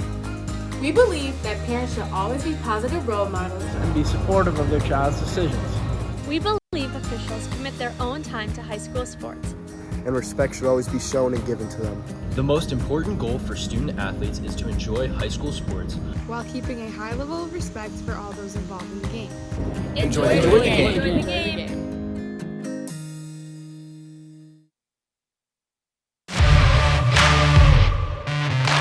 We're there to serve, make sure we're creating a fair atmosphere for both teams, upholding the integrity of the game. I chose to be an official. It's the best decision I've made. In life, things aren't scripted. Games aren't pre-scripted. You know, I got into officiating because my father was an official. Officiating was part of our family life. It wasn't just the game. Get to be outside, get to experience the game. It's so much more fun. You can get a lot out of it. If you're an athlete, we need people like you and translate those skills to officiating. To help me become not only a better official, but a better person. It happens in every town, in every game. We never have a perfect game, but the rewards always outweigh the negativities. And it's just been wonderful.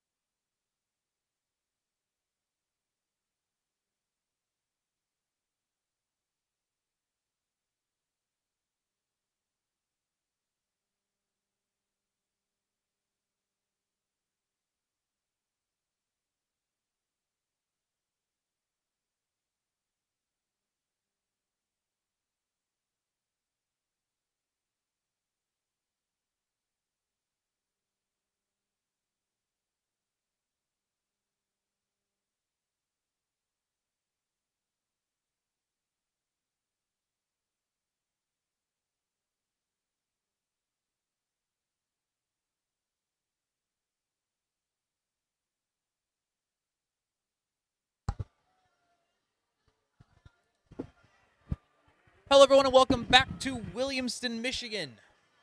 Last night in the JV game, Mason beat Williamston 20-12. On Friday night, it's halftime, and Mason's leading Williamston 20-13. It's been some football game. A lot of fun stuff going on in that first half. And let's start by talking about Williamston.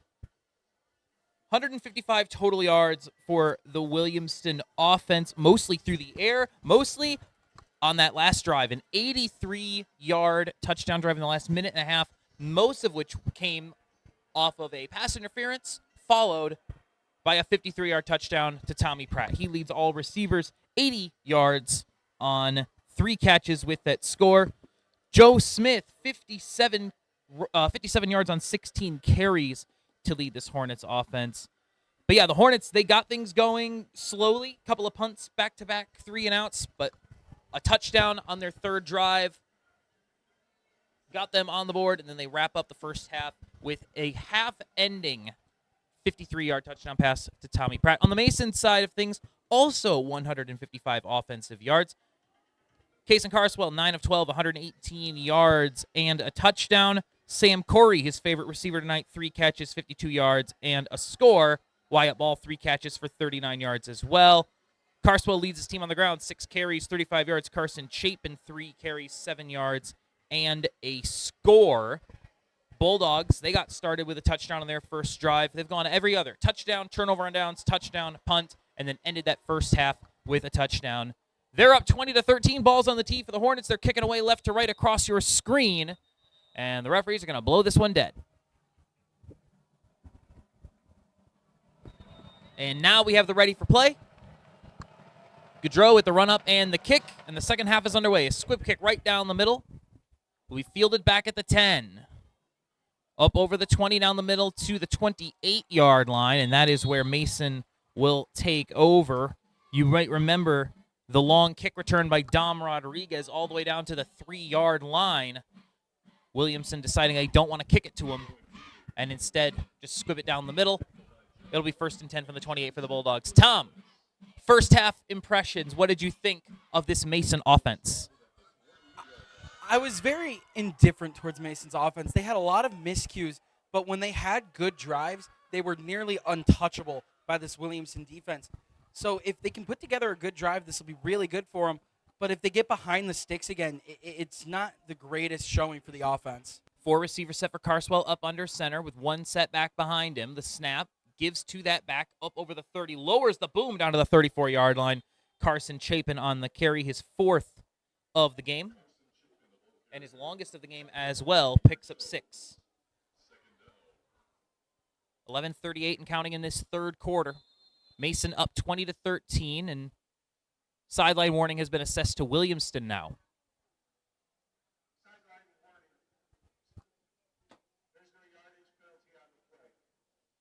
Reminder that the first sideline interference is not assessed any yardage, but the second one, you can get hit with a penalty that'll move the football. That is the second one today, Mr. Producer Glenn, but it's to the opposite sideline. Snap to Carswell out of the shotgun. Quick throw left side. Got him up to the 40 and hauled down by his neck is Luke Goss. And, man, I think you can pretty obviously call that one a horse collar. Referee didn't see it that way. It'll be 1st down. I don't think that's ever a horse collar. His hands are in front of the receiver. That's grabbing the name, the Mason logo on the front. It doesn't matter that his hand slides up. He started at the front and pulled back. A horse collar tackle's defined for when someone grabs the back of the pads. 11 and 12 to go in the third. 3 receivers for Mason.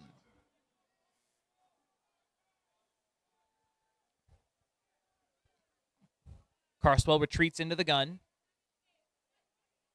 Keeps it himself on the option. Bounces it outside, trying to find the corner, and runs out of bounds at the 44-yard line. Pick up a 4 on the play.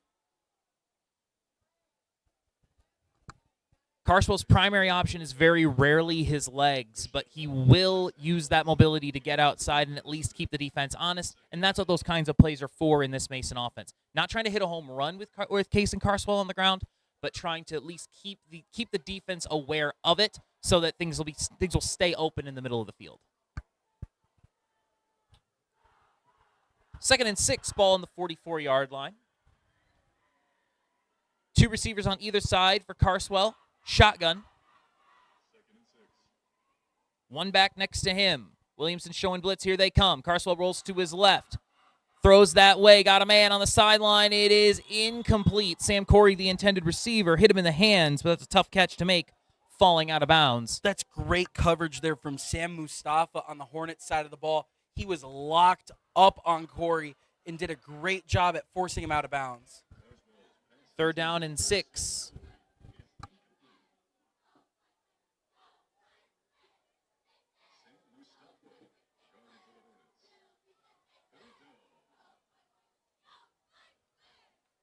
Carswell gets the play call. Logan Dorr, 44, is the back. 4 receivers for Carswell. Sends a man in motion, fakes the motion give, keeps it himself, but there's nowhere to go. He's going to lose a yard. Yeah, if you remember last year, Logan Dorr was used as a fullback tight end. We haven't really seen much of him this game, but he did have that big, I believe, 35-plus yard run in that first-round playoff game that me and Colton did last year at Mason. He had that big run from his fullback position in that I formation.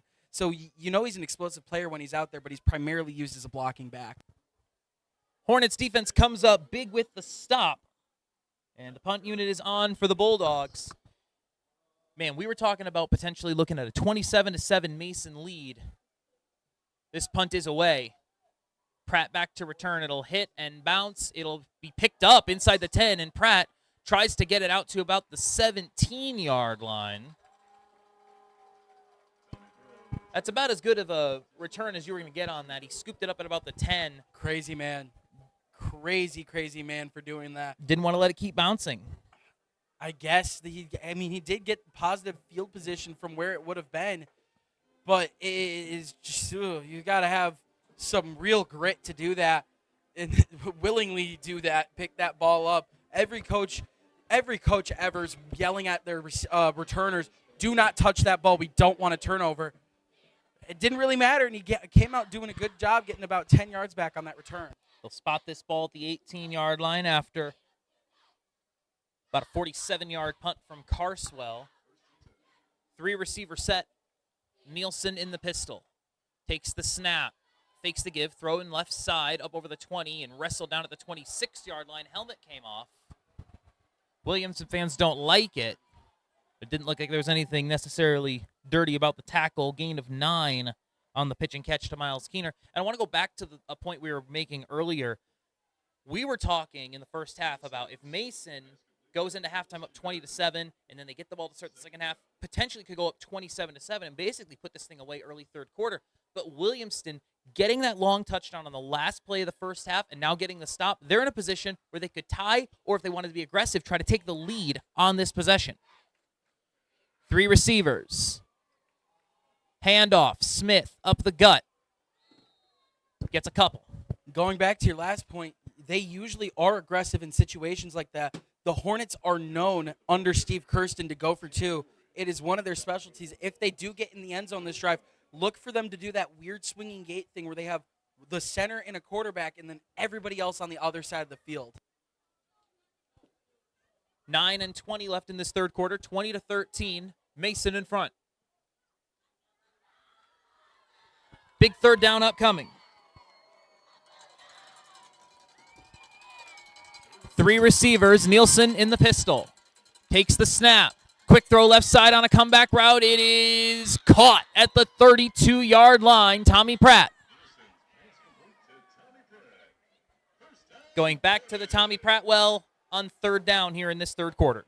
Yeah, and as we were saying earlier, Tommy Pratt will be their guy going in those third and medium and third and long situations. They're always going to look to him. So call it a gain of 8 for Tommy Pratt up to the 32-yard line and a big first down for the Hornets just to get this drive going. 8:40 to go in the third.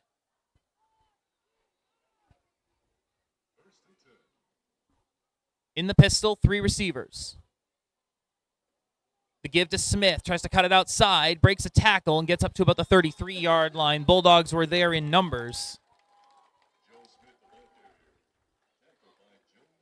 Smith up to 59 yards on the game on 18 carries. It's been slow going for him on a lot of these runs. And that's Joey Sheldon there again making a play. He has been everywhere tonight. We haven't said much of his name, but he's been making most of these tackles, it feels like, for this Mason Bulldogs defense. If it's a run play, Sheld's been there basically every play. 3 receivers in the pistol. The give. Smith again, left side, got some room up to about the 35-yard line, gain of 4 on the play. Good job there from Logan Dorr. He's moved to be, as we were saying earlier, last year he got a lot of work at fullback. This year he's getting a lot of work at Mike linebacker. He's moved to be more of a defensive-sided ball player for this Mason Bulldogs defense, and you can really tell he's flying to the ball on inside run as well. 3rd and 7 on the 35-yard line, 7 1/4 to go.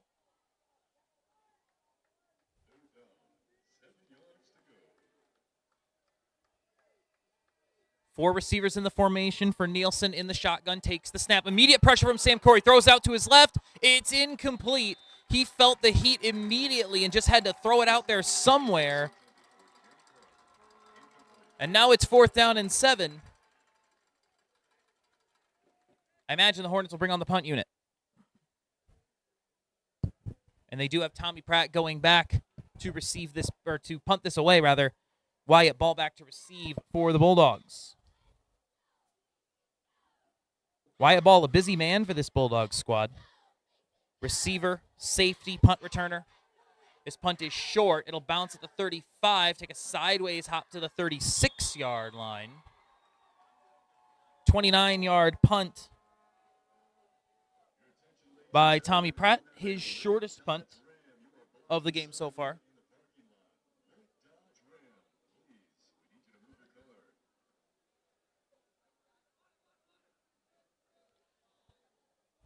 Williamston, wake up on the sunny side with Sunnyside Cafe, that is. Sunnyside Cafe is family-owned and made-from-scratch kitchen where all your meals are made to order. With breakfast all day, you can stop in and pretty much get a favorite as the Country Carol, a biscuit topped with sausage gravy and a sausage patty, 2 eggs, and cheddar cheese.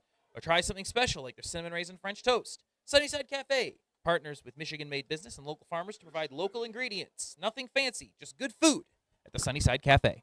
4 receivers for Mason in the shotgun. Carswell starts from his own 36. Play action deep down the seam, wide open inside the 40. Can he beat him? Inside the 20, out of the 10, and hauled down at the 8-yard line. Talon Gardner, 56 yards, and the Bulldogs are in business.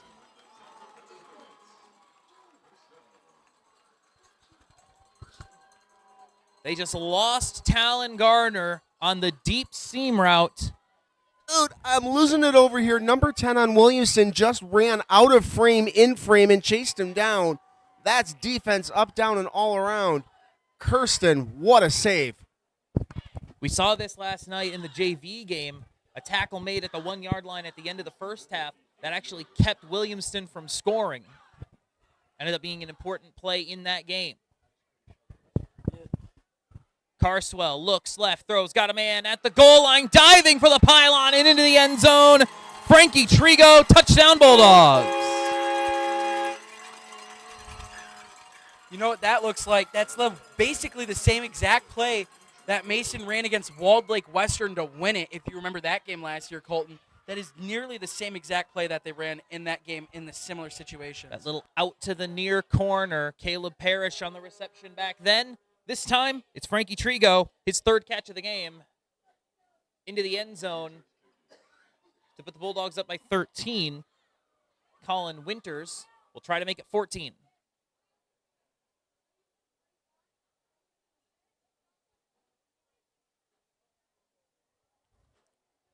Trigo, the touchdown scorer, late running on for his blocking assignment.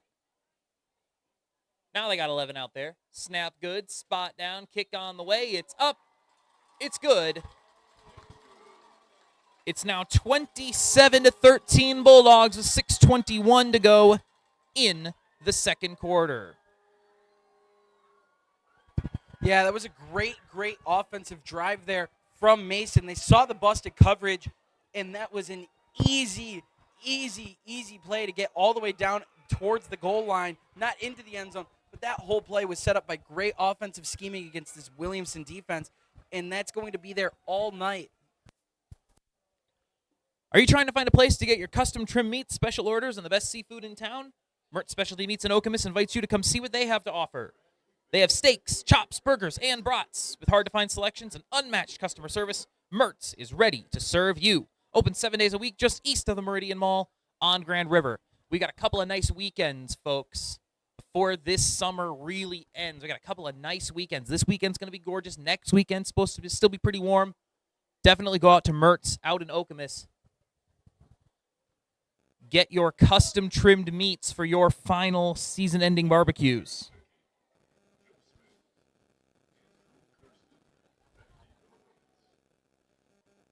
.6:21 to go in this third quarter. Ball is on the tee now for Colin Winters. And the Hornets were in a position to try to tie this game on the last trip. Now they're down by 14. What are you telling this offense, Tom? Hopefully you don't need your offense out here. They want a large kick return, and they got close on their last one. I'm being careful for this one.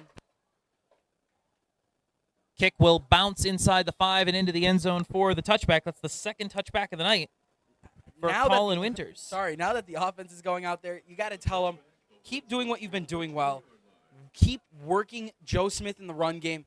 Look for people like Tommy Pratt and Miles Keener in your pass game.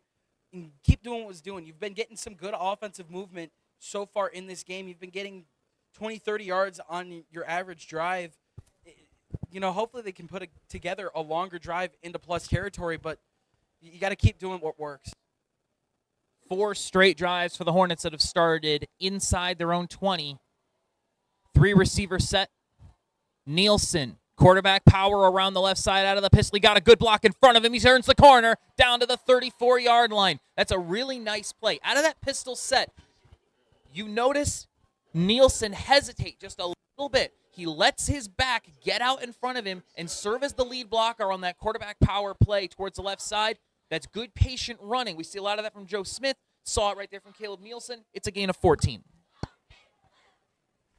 1st and 10. Nielsen takes the snap, has time, throws deep, wants him, over the top.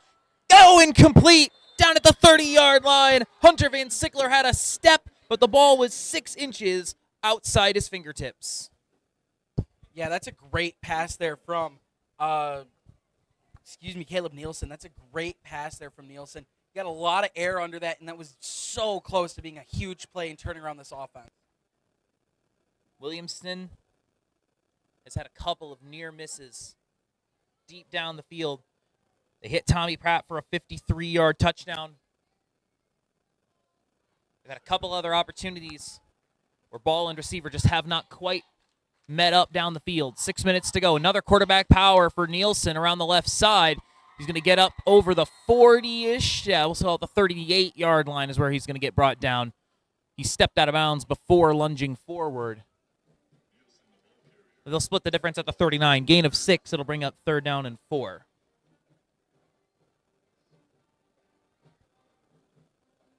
Halfway through this third quarter. Still lots of time for Williamston, but you got to execute and get some points. Yeah, at this point, it's going to be starting to get to effort plays here and who's going to get tired quicker.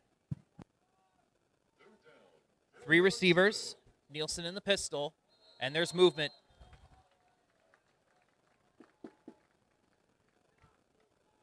Right tackle Vinny Heinrichs moved early, and that will back up the Hornets.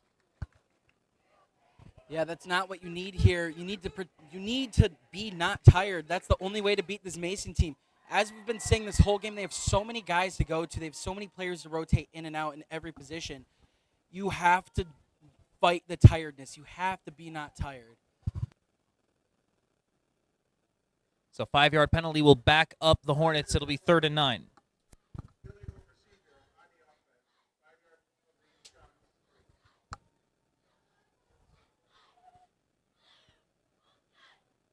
So they'll put this back on the 34-yard line. Line to gain is the 43.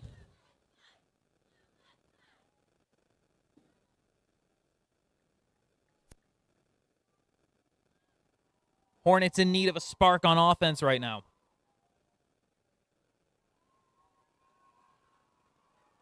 This is where they've been looking for Tommy Pratt in these long down and distance scenarios. Pratt's by himself over on the far side, 3-receiver set. Nielsen takes the snap. Bulldogs rush 5. They're going to throw towards Pratt. It's caught at the 45 and a first down. That comeback route, he sits right at the line to gain, picks up 10, first down. That's a real easy play, and they have run that all night again. That is a play that is in Williamston's playbook every time. They are always running that, and it always works.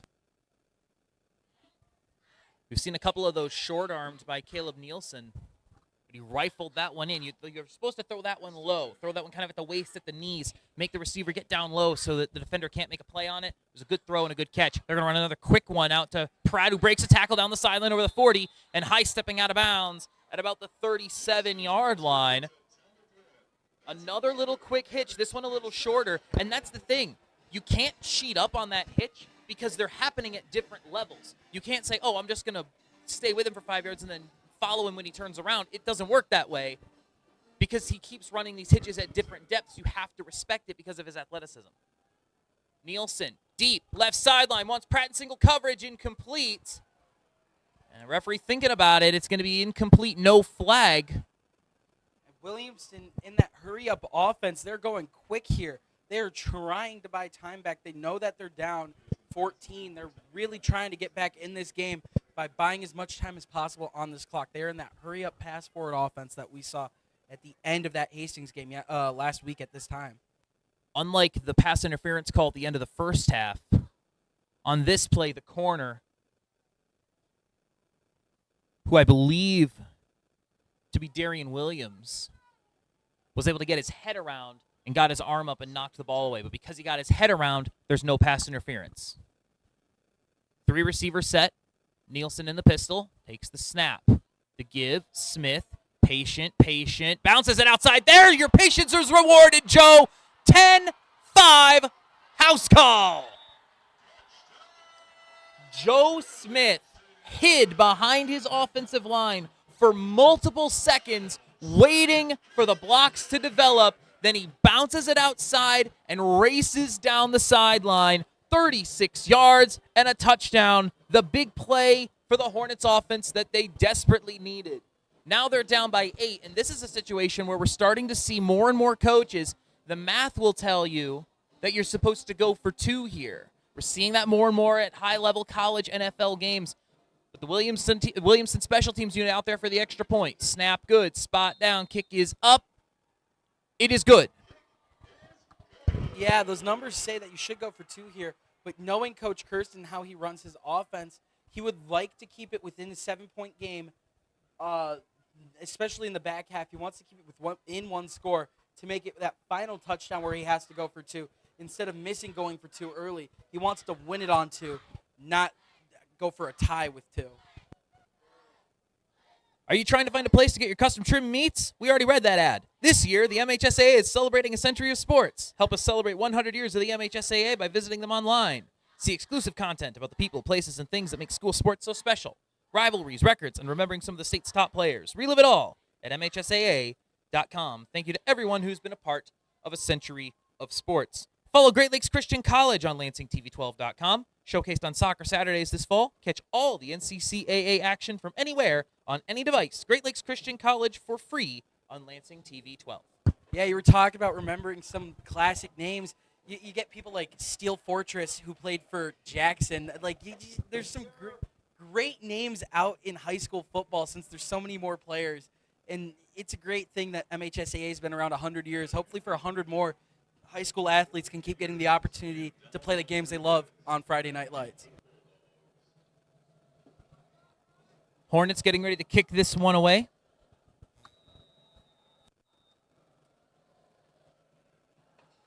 This one is in the air and will be fielded by Peters. Peters around the left side, looking for the corner over the 20 and brought down. Good tackle at the 22-yard line. Good work out there by Zach Kaleza making the play. And the Bulldogs will start at their own 22-yard line. 4:33 to go, third quarter. We got a good one here. 27-20. Mason in front.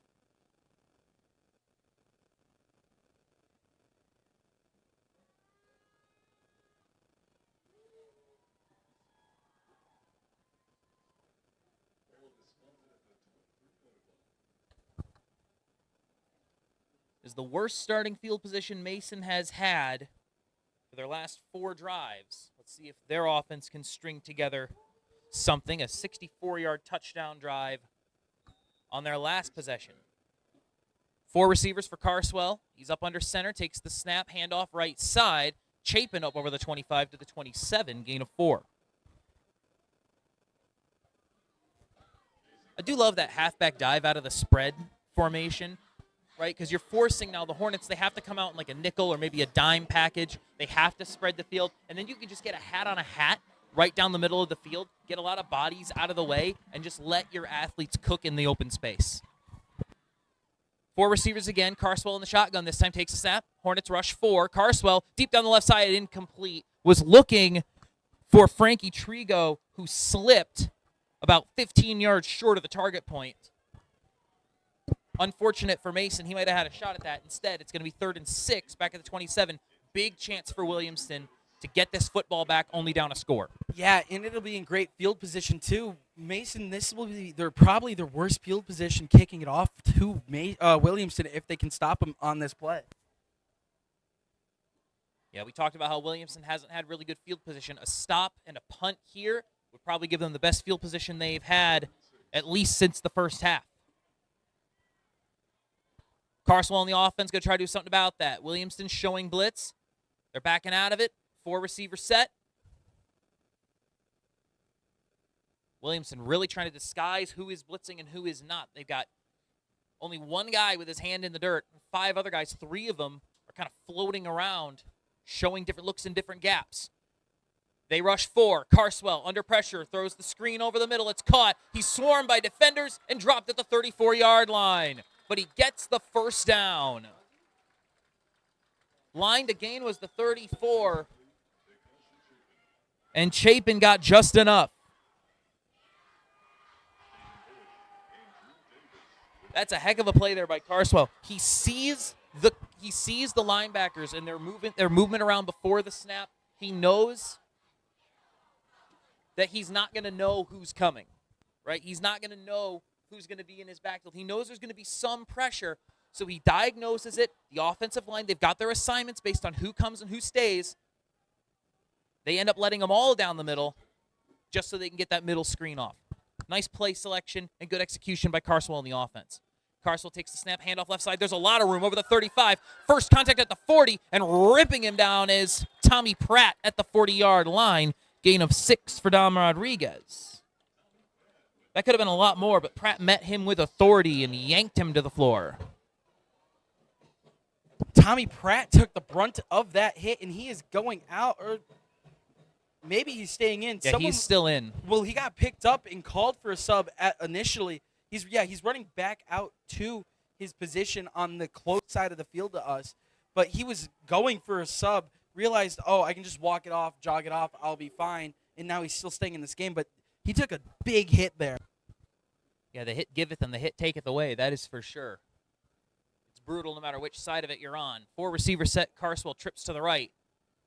Hornets rush 4 again. Carswell rolling to his right, throws out into the flat. It's caught at the 42. Trying to find the first down is Trigo. He'll gain 3. Come up about a yard short. They'll spot him at the 43-yard line. Another opportunity for the Hornets to get off the field if they can get a stop on this 3rd down.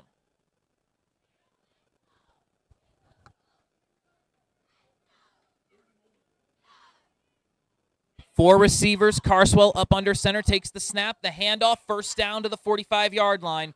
Carson Chapin, they're going to try to push this pile up to about the 46 before being driven back. Gain of 3. The Bulldogs keep this drive moving. And even just getting a couple of first downs means that you've at least flipped field position. Obviously, Mason's not thinking that about punting, right? But that those first 2 first downs are super valuable in a field position equation for Mason. If they did have to punt, Williamston would have to go the length of the field to try to tie the game. Yeah.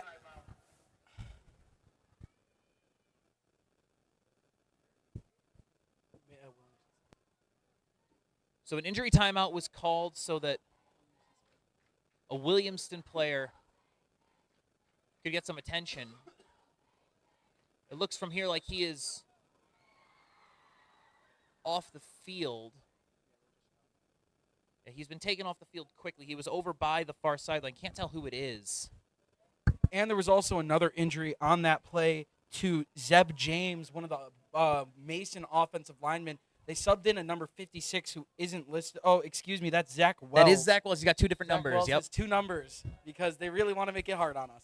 Only player on the roster sheet with 2 numbers, but Zach Wells subs in at left guard. Yeah, and that's interesting because Zach Wells, they've used him mostly as a pass rusher. He's a defensive end. They pair him with Owen Attaway to try to collapse pockets. I formation for the Bulldogs.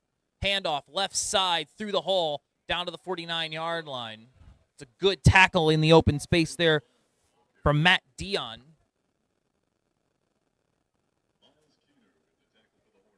Carry there by Caleb Vaughn. He'll pick up 3. I believe that is his first carry of the game. That's a good job for Keener. He noticed that there's a change on the O-line, and he went for it. He ripped straight under Wells on that block to get that tackle. And that's something you're going to keep an eye on, right? Like as a defensive coordinator, you're on the sideline going, hey, try to expose this, right? They've got a backup guard in there that breaks the cohesion of the unit. 4 receiver set, trips to the left. Carswell takes the snap. Quick throw, left side. Caught out there. Down over midfield and a first down. Still going inside the 35. Wrestled down to the 31-yard line. There is a flag, a lot of flags. This is going to be for a blindside block. This is going to be for an illegal block in the back, almost certainly. With the amount of flags on this field, you'd think there might have been a knife fight or something. There's 3 or 4 flags down there. That's interesting. And going back to being a DC, what you were saying, there's a huge size difference as well with Zach Wells. Zach Wells is 6 foot 190 compared to Zeb James, who's 6 foot 250 pounds. That is a large difference in mass that people will notice.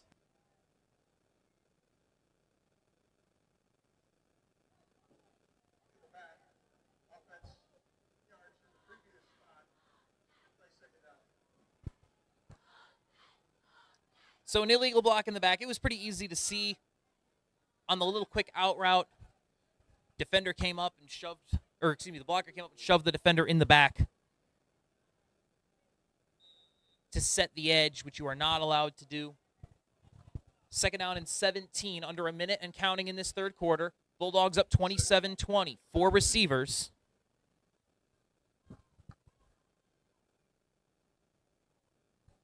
Carswell up under center once again. 1 setback behind him.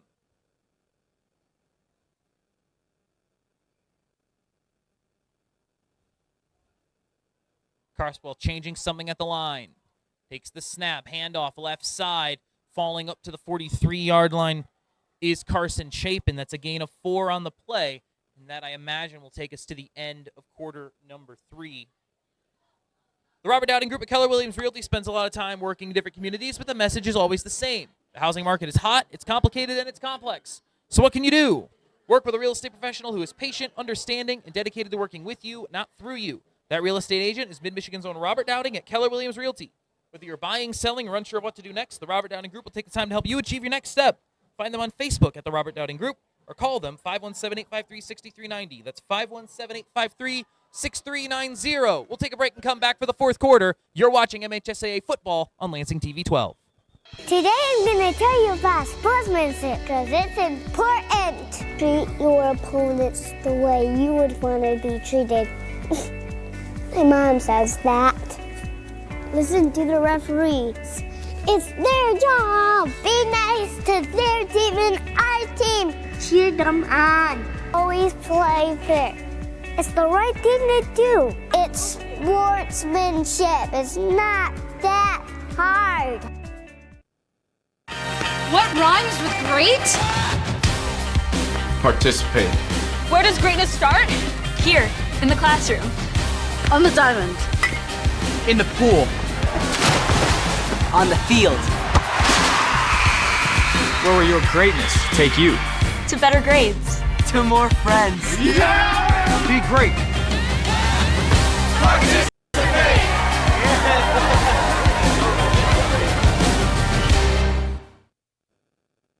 I'm Robert Dowding, associate broker and owner of the Robert Dowding Group at Keller Williams Realty. Originally from Eaton Rapids, my family and I now call Mason our home. On your next real estate transaction, put our over 30 years of experience and market knowledge to work for you. Call myself or Danielle French at the Robert Dowding Group today. We are your Mason Hometown Realtors.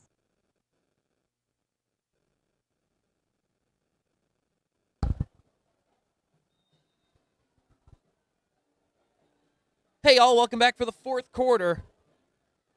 Mason leading 27-20. They've changed sides, 3rd and 13 at their own 43-yard line.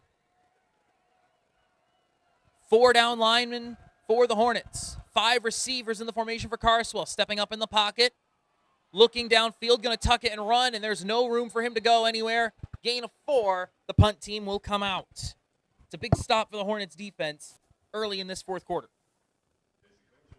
You have to wonder what the Hornets offense is going to do. Are they going to go to that pass-heavy drive that we saw last time, or are they going to go into the run-heavy stuff, which we were seeing much more of in the first quarter and second quarter? Well, I think that the pass game really opened up the run there. Like, Joe Smith was the finishing play on that drive, 36-yard touchdown. He finished off the drive.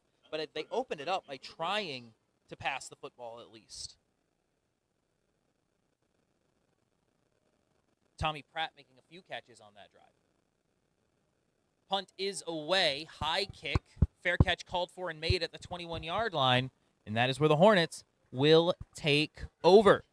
Do you need customized apparel? Red Cedar Transfers specializes in both custom apparel and transfers. They understand the importance of community and collaboration and are a place where you can explore a diverse selection of apparel designs that are both trendy and timeless.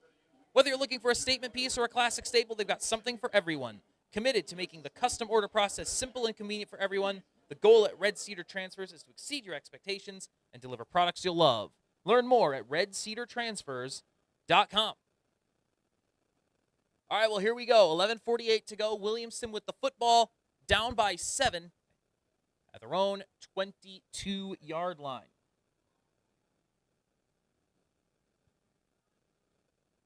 Looking to tie the game on this drive. Offset power pistol to the left. Keeping it himself. It's a triple option up to the 29-yard or 24-yard line. Gain of a couple. Now, that's an interesting play. That is a triple option switch. That we saw Hastings. They ran this against Hastings. You don't see that play too often.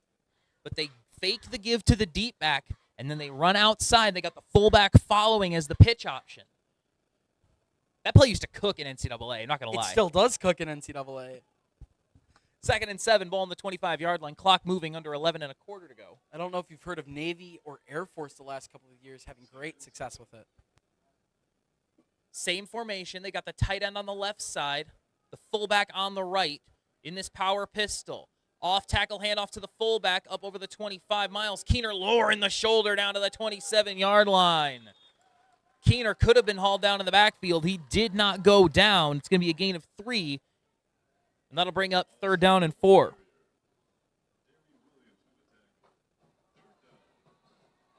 Keener's first carry of the game, and that's the thing with this pistol offset formation is now you've got 3 guys that you've got to be aware of in the backfield. All 3 of them can tote the rock, and they're going to try to do misdirection stuff too. They're going to try to send you one way on that kind of off-tackle handoff to the fullback, come back the other way with an option pitch. Got to be aware. Trying to change the look, change the eye level is what we would say in baseball for Mason. 3 receivers set. This is a normal pistol now. Quick throw left side. Guess who? Tommy Pratt. First down. Big hit out of bounds at the 33-yard line, but a gain of 6. They're giving Pratt that little hitch again on the outside. They don't want to get beat deep by him, so they're giving up the short stuff. At some point, they're going to need to commit a second defender to him and let their defenders on the other side of the field play one-on-one. Yeah, and I mean, they're already starting to do that. They're setting, it seems like they're setting the strength of their defense towards him. but it's just not doing much. He's still able to do that, like comeback, the little comeback and hook routes at will, and it's just destroying this Mason Bulldogs defense. Yeah, they got Damian Williams following him around, and his instructions are clear. Don't get beat deep. 3 receivers once again for Nielsen. In the pistol, takes the snap. Handoff. Smith trying to bounce it, but he's wrapped up and dropped this time at the 33, no gain. Smith has 97 yards on 21 carries tonight. 3 yards away from his 3rd straight 100-yard game for this offense. That's impressive. Those are some big numbers. And he's done that against some good teams in Lansing Catholic, Hastings, and if he can get it tonight, the Mason Bulldogs. 9:08, clock moving, 4th quarter. Hornets down by 7, 2nd and 10, and they don't feel like they need to be in a hurry. They've got Van Sickler and Pratt, the 2 receivers on the near side. The snap, the handoff, Smith over right tackle, up to the 35-yard line, hit and dropped there. Gain of a couple will bring up 3rd and 8. Good job from Logan Dorg, first one of the Bulldogs to get in there. That's a heck of a job. He lowered the shoulder, stopped him in his tracks, and allowed the pack to get there. So now it's 3rd and 8. Interesting play call decision here for the Hornets. There's enough time left that you don't need to be in 4-down territory, but you also don't want to punt this away if you can help it. I'm going to guess Tommy Bratt comeback route. It's worked before. 4 receiver set, trip set to the left. The snap, Nielsen rolls to his right, under pressure, gonna tuck it, gonna throw it over the top and incomplete. Just chucked it into the bench. And now it's 4th down. And Williamston gonna choose to trust their defense. They're gonna send the punt unit out with 7:57 to go. I mean, I don't know if it's trusting their defense or making the correct coaching call at this point. I think you start to call it trusting your defense inside the 6-minute mark. This is still enough time where I don't think, even if Mason got it on their own 1-yard line, I don't think they could burn off 8 minutes. Low snap collected by Pratt, who punts this one high in the air. It's wobbly. It'll hit at the 42, take a Mason bounce back to the 43-yard line. Only a 22-yard punt for Pratt. Williamston almost got really lucky there. That ball almost came on top of Troy Peters' head. If that hit off of him, Williamston would have easily gotten that to be a recovery. That's very, very unlucky for Williamston not to get that drop. That was missed about by half a foot there from hitting Troy Peters on the bottom end of that punt. 7:49 on the clock. Mason would love nothing more than to eat 5 or 6 minutes off this clock, punch it into the end zone, and go back home. Williamston needs a stop. Trips bunch to the right. Wildcat run to the right. Up over the 45, got room over midfield, out of bounds at the 45-yard line. Troy Peters on the carry. They tried this Wildcat set earlier in the first half, and it didn't go well at all. That time, he's able to find the edge and pick up 14 yards. That's a big play for Mason, getting into plus territory. Yeah, that's a great play there from Mason. That's almost a Williamston-style play. Outside zone to the sideline side, to the boundary side. Williamston loves that play. And apparently Mason does too, because it really works. They're going to leave Peters out there in this Wildcat.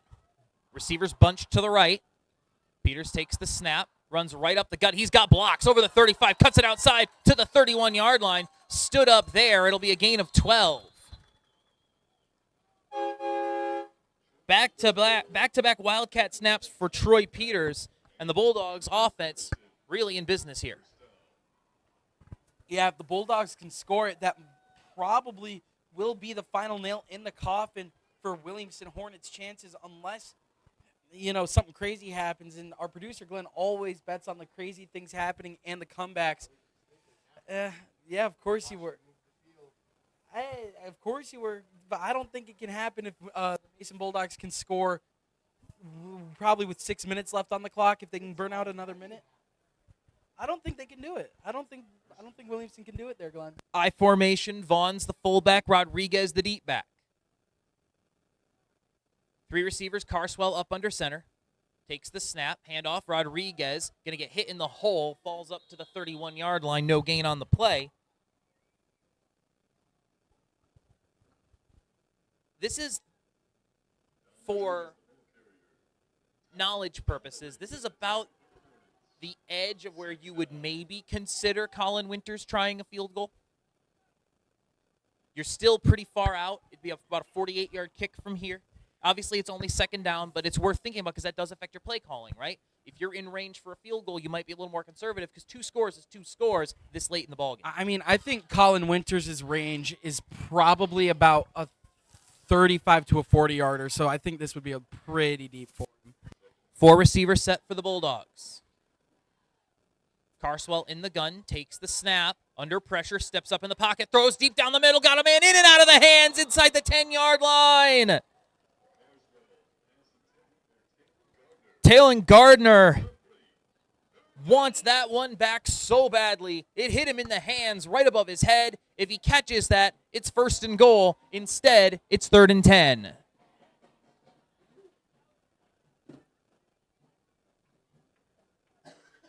So now if you're the Bulldogs, you are thinking about your options here.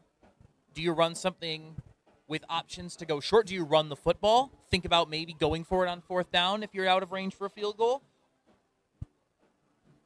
I wouldn't be surprised if they did run the ball here. I could see a counter run to the right here for the Bulldogs.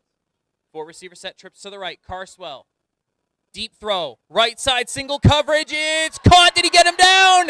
He did. What a catch! The toe drag from Luke Goss. 1st and goal, Bulldogs at the 4-yard line. What a play there from Luke Goss. He put the burners on, and they found that turkey hole that was abused all night yesterday. First time tonight that it's been found for a big play in a big situation. And now it's 1st and goal at the 3. The Bulldogs, that might be the biggest play of the night for this offense. 5:54 to go and a chance to go up 2 scores. I formation. Give left side, Chapin into the end zone. Touchdown, Mason. Chapin into the end zone for the 2nd time tonight, and the Bulldogs go up by 13.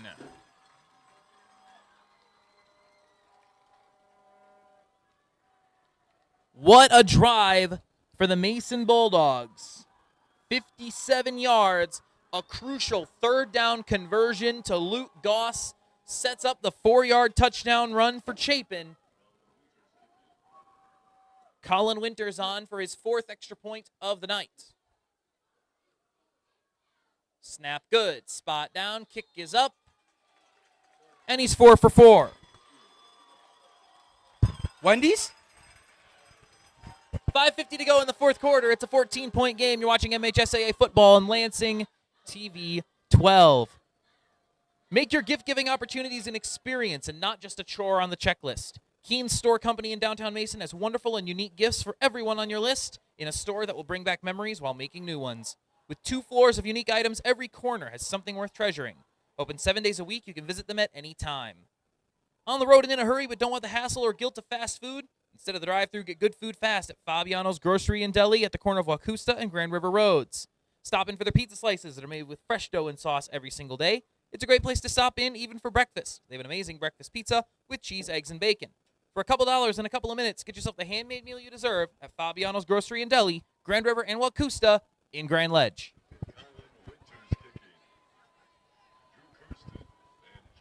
Yeah, that was a great play there from the Mason Bulldogs to get into the end zone. That was perfectly designed run for Carson Chapin. He's been the power back all night. He just used his weight and body, tumbled and rumbled into the end zone. He got tackled about 3 or 4 yards deep into the end zone, but he was just lowering his shoulder, wasn't really looking where he was going.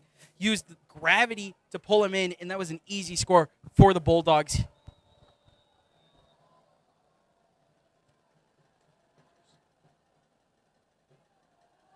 Winters Hits this one low on the ground, and it rolls out of bounds.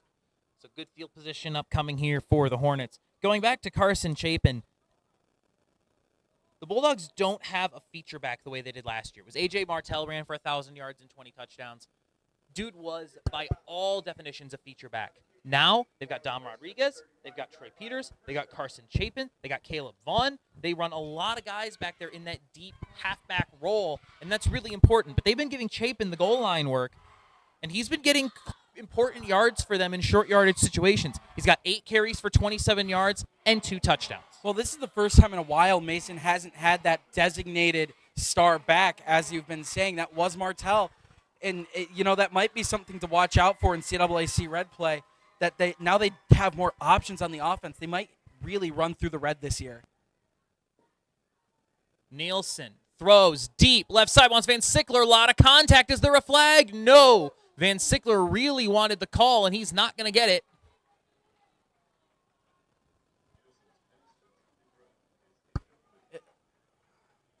Wyatt Ball, the coverman. I mean, going back to what we were saying about star backs, especially in the CAC Red, you have 2 teams with star backs. Here, Williamston being one of them with Joseph Smith, and Hazlitt really being the other main factor with the star back and Corey Amakari. Even if he doesn't really play running back, he still gets most of the touches on the offensive side of the ball. Those 2 teams have those star players at skill positions.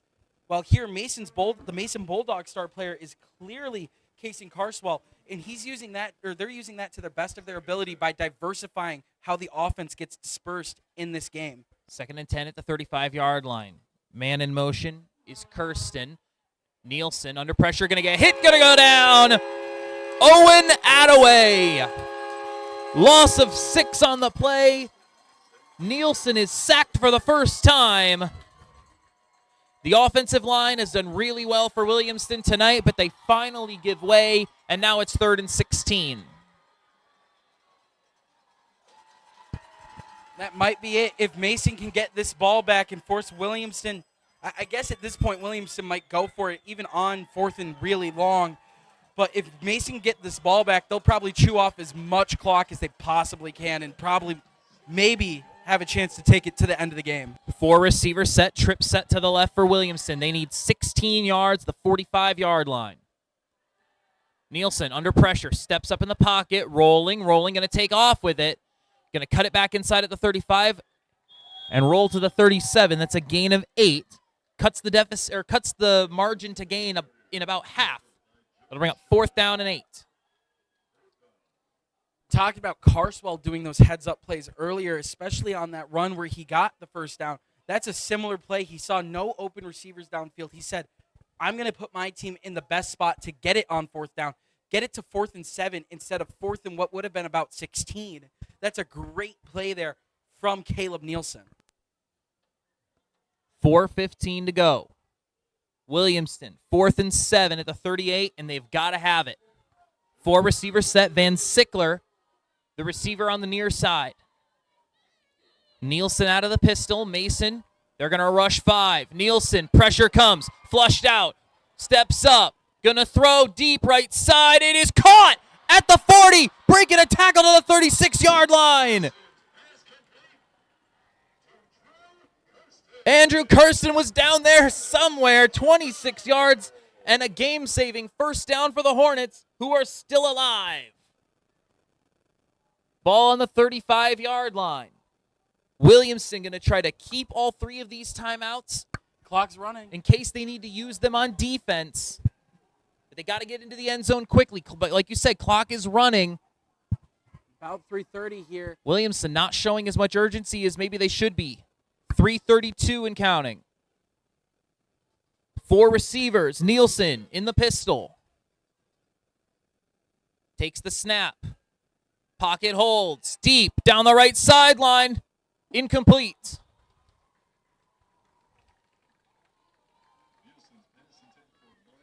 Was looking for Keener down at the goal line. Great coverage there from the Mason Bulldogs. They kept contain on Nielsen that time, and that was great coverage by number 19, who is not listed on the Bulldogs roster, but that was great coverage. At least I believe that's 19. It might be 17. Darian Williams. The far field safety. Oh, that's Maybe 15. That is 15. That's Troy Peters. Oh, great coverage by Troy Peters there on that go route. Clock stops at 3:19. 3 receivers. Pistol once again for Nielsen.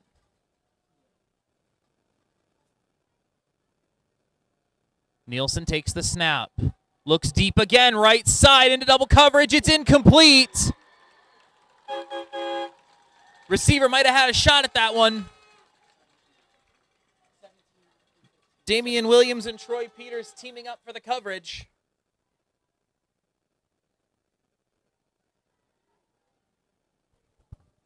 That time, Tommy Pratt was the intended receiver. That's his 12th target of the night. He's caught 7 passes. 120 yards and 2 scores. 3rd and 10 at the 35. Obviously a 4-down situation for the Hornets, 4 receivers. Mason brings the blitz. Nielsen throws quick right side. It's picked off coming the other way. Receiver didn't even see it. He's over midfield. Over the 40, still going, and down to the 32-yard line. That's your ball game. Troy Peters with the INT to put this one away. Mason saying, do you believe in miracles there? After taking on an onslaught from the Hornets offense, that is a heck of a play. Resilient play from the Mason High School Bulldogs. That is why they have been so dominant in CAAC Red and in the playoffs for the last 3 years. We remember their last loss was 1,092 days ago in the CAAC Red, and they are extending that lead at least 7 more days. Hopefully. There are 3 minutes left in this game, but it doesn't seem very likely that the Bulldogs will drop this game. 3 timeouts for the Hornets. They'll almost certainly use them here. But 2 scores is a mountain too high, it seems, for Williamston. Handoff. Met in the backfield. Chapin going nowhere. And the Hornets will take their first of 3 timeouts. The broadcast of today's game is a copyrighted presentation of the Michigan High School Athletic Association and the Lansing Herald Media Group. No reproduction, retransmission, or other distribution of the descriptions or accounts of this game may take place without the express written consent of the MHSAA and the Lansing Herald Media Group. The good news for you, however, is that this game will always be free. It's always free to watch live. It's always free to watch the rebroadcast on Lansing TV 12. And how many days until this goes up on the archive where it's just free on demand, Glenn? It's hours now, so this will be up by tomorrow morning. Up by tomorrow morning? Up by tomorrow morning. Yeah, I got too many text messages from grandmas in faraway places going, why can't I watch it? So we pivoted. All right. We pivoted. So there you go. So the archive will be available to watch tomorrow morning. Knock on wood there. Yeah, Producer knock on wood from our producer, Glenn Dudasek, who is doing a remarkable job, I got to say. Like, I'm looking over here. He's got a tablet, a camera, a laptop. He's got a power strip, all kinds of stuff going on over there. A lot of work goes into these broadcasts. This is a 3-man operation up here in this booth. But Glenn definitely doing the hard work to make sure you can see the game and hear me and Tom. Tom and I have the fun part. We just get to ramble. Big yapaholics here. Yeah, that's why you get into this business. 2nd and 9 at the 43-yard line. 3 receivers for Carswell. Takes the snap.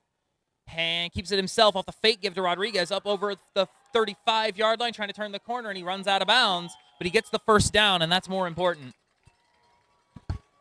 That'll be pretty much – it's not the game mathematically yet. Right. But it is very – It gets a lot harder. Very, very hard with 2 timeouts and 2:47. In a perfect world, Carswell stays in bounds there, but he wanted to get the first down so that he could guarantee 4 more snaps for his offense. It's not even getting the first down. It is him staying safe after getting the first down. That was a great job from him protecting his body. He could have probably stayed in bounds with the first. Exactly. But getting out of bounds, staying safe for a long season ahead in CAAC Red and hopefully playoffs again for this Bulldogs team, it's more important to stay safe and get that first in a game that you think you've probably won. I formation, Carswell gives Rodriguez up to the 30. Hit and drop there, gain of 2. So let's look ahead real quick for this Mason squad. They're at Hazlitt next week, which is going to be an interesting one. Then they host Eastern at St. John's. So 2 very interesting division matchup, or 2 very interesting conference matchups over the next 3 weeks. Both Hazlitt and St. John's could be competitive matchups. We do have a note from our producer. Next week's game with Hazlitt will be via radio at thelansingherald.com instead of the TV broadcast that you're seeing here. Yep, you'll hear me and Tom on the broadcast next Friday. Mason at Hazlitt, it will be a radio call. Handoff up the gut, gain of a couple. Logan Dorr picking up a couple from his fullback position. And also another note from producer Glenn, you can watch the game on YouTube at Hazlitt Media Productions. They do a live stream there, and that is student-made. That is a class there that they do. It's fun. They do a good job. If you want to watch they it, do a really good job. They do a very good job. They have a lot of funding. There's a lot of support there. Mm-hmm. A lot of students. There's usually about 8 students that do that broadcast a day or on a game day. Glenn Dudisick does tend to pull from that pool when people graduate or if they want to do extra work in broadcasting. But one of the most talented people I've ever worked with in this industry is Charlie Lott, and he came out of that program. And I guess also Tom. Glenn is gesturing at Tom because I apparently have to be nice to Tom because he's my broadcast partner. I mean, I was in that program for 4 years. I was through that program. I'm the only kid from my grade that did all 4 years, freshman through senior year. So it's a great program over there. Love that place. I love Mr. Dutcher. He's the guy who runs it. They got a lot of funding. They put a lot of effort and work in there. If you want to watch it, you can watch it there. You can listen to us again at lansingherald.com. Get to hear me and Colton's succulent voices in your ears if you want to. Yeah, I guess if you just gotta hear Tom, I guess. Back to the game. If you just gotta hear Tom, you can listen to us on Friday night. Calming and soothing voices of Colton and Tom. Williamston fans, we will have St. John's at Williamston JV on Thursday. That will be a TV broadcast here on Lansing TV 12. JV, St. John's, and Williamston on Thursday. 4 receiver set. Faking the give. Carswell running to his right. Going to get the first down, and he will stay in bounds this time down to the 22-yard line. That's a gain of 5 and a heads-up play by Carswell to get down in bounds. Clock will run once they spot it, and I don't think the Hornets are going to call any timeouts. They're going to let the Bulldogs run this one down to 0. Yeah. One thing I wish that would be added to the rules at all levels, when it's mathematically impossible for a team to win that game, if you take one QB kneel, it just runs off the rest of the clock. They just added that to the new Madden video games and the new NCAA video game. That's a thing. I just like that here. I get it, but yeah, and then of course we have Glenn over here reminding us that it does give opportunities for players to get in the game that haven't been in so far and give them a special opportunity to play. Carswell's up under center for this snap, which I imagine will be either a kneel or a simple handoff. It is a handoff. Chapin inside the 20 down to the 17-yard line, and they will only need to take one more snap after this. Let's take a look at the Williamston schedule. So Williamston is going to go to 0-3. We talked about at the start of the season how this was a very difficult opening schedule. They're at Lansing Catholic, then Hastings, then Mason. These were all losable games for them, and they lost all 3 of them, although they were all competitive. Now you're going to Fowlerville next week. That's a must-win. You've got to have the Fowlerville game next week, and then you've got to have the St. John's game the week after that. You do not have a choice. You've got to win those 2 games. Hazlitt in week 6 is going to be pivotal for them, right? Because if you're Williamson, you're chasing Mason at the top of CAAC Red. But right now, your main concern is getting into the playoffs. You've got to get some wins. These close losses aren't going to get it done. The playoff point system helps you because you can get in with 4 or 5 wins. But you're going to need to get some wins, and this schedule is not super conducive to that. You got Eastern, Detroit Country Day, and Goodrich to finish out your season. You got to get your wins where you can, and Williamson's going to start 0-3. But that's our ball game tonight. Bulldogs 34, Hornets 20. For all of us here at Lansing Herald Media Group, Lansing TV 12, for our producer, Glenn Dudisick, for Tom Lewandowski, thank you once again to our community sponsors tonight, Studio Shop and Robert Dowding Group at Keller Williams Realty. I'm Colton Wesley. We will see you again on Thursday for Williamston St. John's JV football, and then on Friday for Mason at Hazlitt on the radio over on LansingHerald.com. Once again, your final score, Mason 34, Williamston 20. You've been watching MHSAA football on Lansing TV 12.